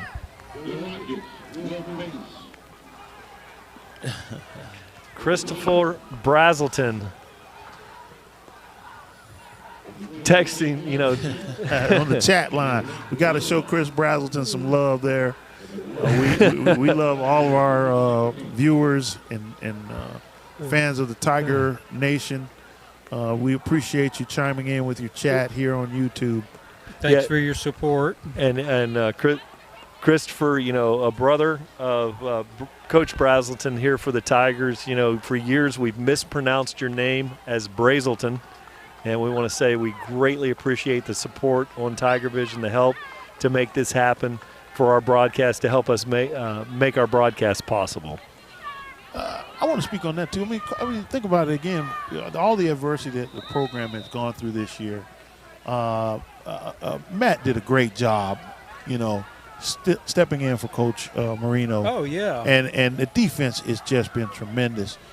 So, shouts out to the Brazelton family and letting us have him for a little while. So, yeah, he's phenomenal. Now they flicker this back to Sajel Hickson, drops his head, drives forward, spins off a tackle. He's going to drive all the way to the 39-yard line. Palmetto Tigers will start there. 2 minutes and 33 seconds on the clock. Brian, while you're talking about great support, I just wanted to talk real quick about the Arctic Air, Scott and Dana Whitaker, and what a great sponsor they've been for TigerVision this year. They, you see their logo everywhere, all over. They do more than just air conditioning. They do electrical work. They do plumbing. They're a great company. They do a great job. They're great supporters, great Manatee County family, and I just really wanted to personally thank them for sponsoring the Arctic Air Sideline Report this year, and it's just been a great season. Yes, no doubt. So many great local sponsors in our community that have done such great things for us over the years, and we thank all of them. And I think of one of the original sponsors back with DeVito's Auto, DeVito, and Tommy. Asa Power, with their contributions over the years, helping us out with electrical issues and problems and things like that. So now Siplin, he fumbles the ball, and it's on the ground. And it's a driving rain now, so the ball's really wet. And you can't appreciate how much rain we've had today. If you're watching this I'm watching it on the monitors, and it doesn't look like it's been raining, on our great cameras that we have here, but it has been pouring most of the game. And looks like our offensive lineman, Eric Brust, got into a little shoving and pushing match there with one of the Rockets. There was actually a punch thrown by number 2. Okay. Not T2. Yeah. No, not our T2. The other guy, whatever his name is. Yeah. Well, I think that's their nickname you're up by 27 points, and you don't need to get suspended right before the state championship game over this. They offset those. They call it offsetting penalties. Man, that's not a good sign to show. So 2nd and a bunch for the Tigers. We'll call it 2nd and 18. Sejal Hickson comes out of the game, and it's probably his last snap. You know, what a great career this young man has had. That one was thrown directly to a defender, and he dropped it. And again, Zakidri Rutledge, in the middle of the field, was open. Yeah, I think he was the intended receiver. It just sailed. Now the which ball, it's been sailing a lot. The ball's very slick. Oh, yes, absolutely. So down to 2 snaps here for the Palmetto Tigers. 2:09 on the clock. It's kind of bittersweet for me. I had Sejal as an 8th grader at Lincoln as a math student. That's into the. And that one's going to be picked off. And going back to pick that one off, number 26, Elijah Volteri back there with a great pick. And the Central Rocket fans are starting to celebrate over there, and with very earned victory here tonight. Yeah, they played a complete game. Impressive Yes. performance by Central tonight. Yeah, they definitely earned their national ranking. Very, very impressive, top to bottom, and they didn't lose their composure, and they just played Central ball here, Rocket football. They have a lot of horses over there. I mean, that helps, but they're well coached, and they are. The kids want to go and play there, and they are. And they're successful. They're 6 state championships in the last 10 years. You know, it's easy to say when you play a Miami team, you know, they have talent. But this is more than talent. This team has been very disciplined last year and this year, where the Palmetto teams, you know, we had a lot of dumb penalties last year that cost us that game, but they were very well coached. They ran the ball well. It wasn't a very dynamic offense. They were just good. They were in the right places. They're doing it again. Right here. Here you go. Now check this out. At the end of the game, great tackle there. So inserted in the game here, number 5, first carry. Timothy Brown. Well, there's a great name. Tim Brown. Yeah, I wonder. That'll work. I saw his name on the roster and I wondered. That'll the work. Recipe is there, you know. So, you know, goes for a big run on the play. They run that counter tray all the time. And but they couldn't run in the first half. They passed. Yeah. Second half, completely different offense. And really same result. Good play there by the Palmetto defense, keeping that one for a short gain on the play. Clock is now down to 1 minute and 23 seconds. Well, Ken and Troy, we're the only ones in the stadium tonight that are dry. Yes, I'm going to stay here for a while. That's about to change. Yeah, that's going to change I'm going quickly. to come give you a big hug. It's already soaking through my windbreaker. Yeah, here, guys. man. Hey, we got to give you props, too, for braving the weather down there. But that's what a sideline reporter does. You're right. So I'm a field analyst, guys. Field analyst. Oh, I'm sorry. Yeah, it's it's Arctic Air, not water boy. Ormsby with a great play. Great tackle. What a great career that young man Yes, has sir. had. Yes, sir. Miles Ormsby, the senior, with a long flowing hair, 6'1", 225-pound defensive lineman, showed great speed on that play. That's going to wind things down. The Rockets probably going to just let the clock expire here, down to 30 seconds here for those Palmetto Tigers.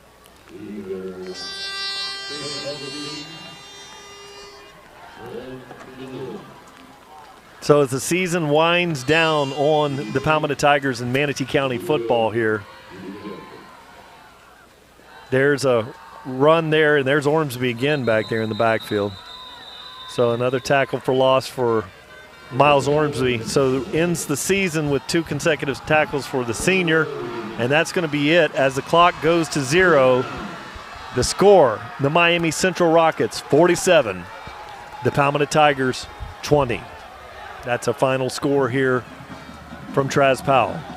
So the Miami Central Rockets will advance and will go to Doak Campbell Stadium next Friday. Yes, this is a tough loss, but like Ken mentioned and like Tom mentioned, the Rockets are a very well coached team. They proved that last year, and they proved it again this year. With the shortened season, they came out ready to play. They played hard.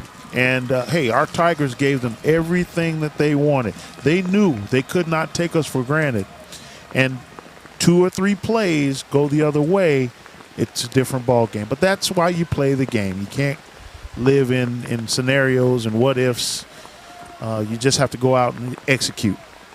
Really, the story of the game, big players making big plays. Yeah, absolutely. And going back to the pregame, we had to slow down the offense, and we slowed down the running game early and made them pass, but they beat us on the pass. Second half, completely opposite. They killed us with a run and ran us down. We did not win the turnover battle tonight, and again, those drop passes, I can hear Rick Wells, we got to catch the ball.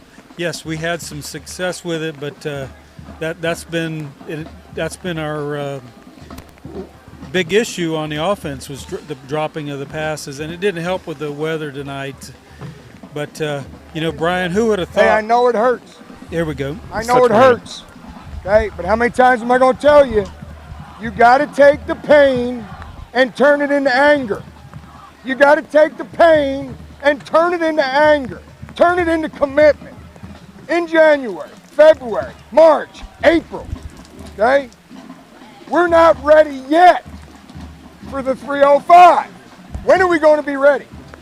That's up to you younger guys, to you seniors. My heart breaks for you.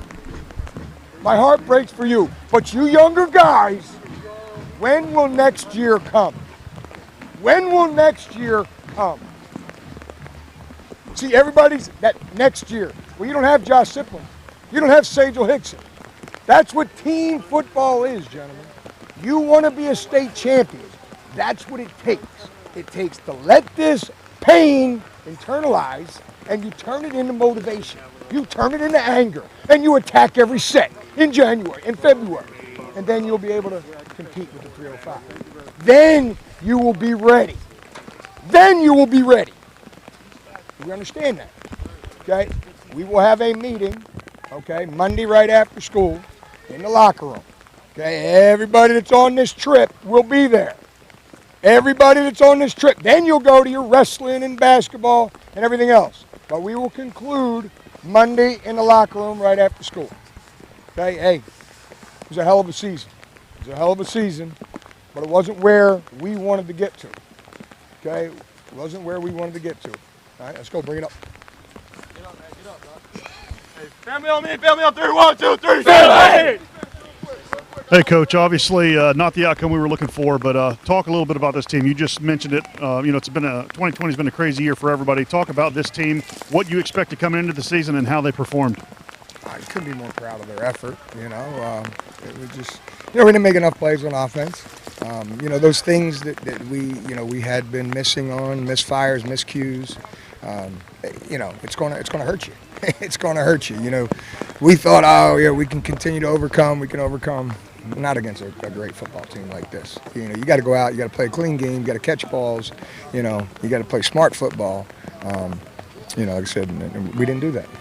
Tough trip coming down. Talk about the senior leadership you had this year, Coach. Just the guys that stepped up throughout the season that really helped you. This is their last game. Oh, it's always a heartbreaker for the seniors because this is it. They had, that was their last shot. And that's what I said to the kids.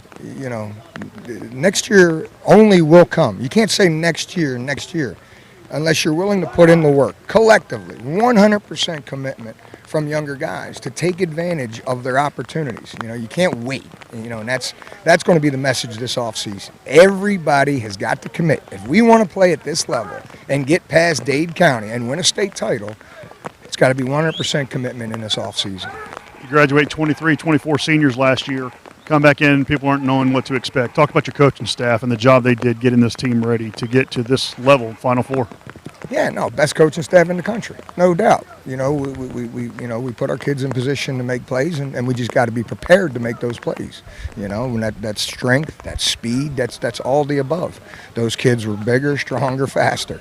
Like I said, we got to get bigger, stronger, faster. If we're going to compete with Dade County, we got to get better to their level physically, and that's it. Coach, on behalf of Palmetto, and I feel like I can speak for Palmetto, I just want to tell you, how proud we are of you guys. What a great job you've done, back-to-back regional championships. I don't know that's ever happened in Palmetto. I'm pretty sure it hasn't. And we're a winning team at this point, and it's because of you and your leadership. And we really want to thank you and congratulate you on a great season. Appreciate you, brother. Appreciate you. All right, guys. terrible weather. It's raining, it's drizzling, and that's exactly how these players feel as coaches addressing them. I look down and you see the seniors, and it's raining, so you can't really tell, but their lips are quivering. It's a rough feeling to be a senior and know that you've played football for the last time. Some of these guys, great players, but they may not be Saturday players. So you see the emotion, you see them upset, and it's just tough. It's going to be a tough ride home back to Palmetto, and it's been a great season. Thank you guys. It's been great working with you this season, and look forward to doing it again next year. Thank you, Tom. We'll get the game final statistics in here, wrap it up really quickly here, Ken. Tom, as always, you are fabulous. Thank you for all that you do. Here's the halftime statistics. Stats, and the numbers say it all. 616 total yards for the Rockets, and 200 of that came in the second half rushing. We had shut them down, and Tigers managed to get a decent amount, but just a little bit too late. But Brian, going way back to July when we did the preseason media day, who would have thought with the COVID and this crazy year that we would be here in Miami again playing for the state semifinals. It's been a great run, and Chad just texted me 16,000 people viewing this game tonight. That by far tops what last year's Central game, which has 45,000 views as of today overall. So thank you all for watching. It just wasn't our outcome that we wanted here tonight, but just a great run this season. Thanks, Ken. Overachievers. And delight working with you. And Troy, as always, thank you very much for being part of the team. Thank you guys for having me be a part of the team. I love Palmetto football. I love Palmetto sports. One team, one town. All right, so tonight's final score from Nathaniel Traz Powell Stadium in Miami, Florida on this 6A state semifinal night. The Palmetto Tigers 20 and the Miami Central Rockets 47 with a big win. The Rockets have advanced and will be headed to Doak Campbell Stadium in Tallahassee next week as Miami Central will face the winner of the St. Augustine versus Lake Minneola game. Visit the Florida High School Athletic Association at FHSAA.com for more information about the state championship football. We want again thank the number one fans in the world, our fans, for watching on TigerVision. Is presented by Conley Buick GMC. Fans, be sure to click on and like and subscribe. I'm Brian Varnador wrapping it up. Thanks for watching. One town, one team. Go Tigers.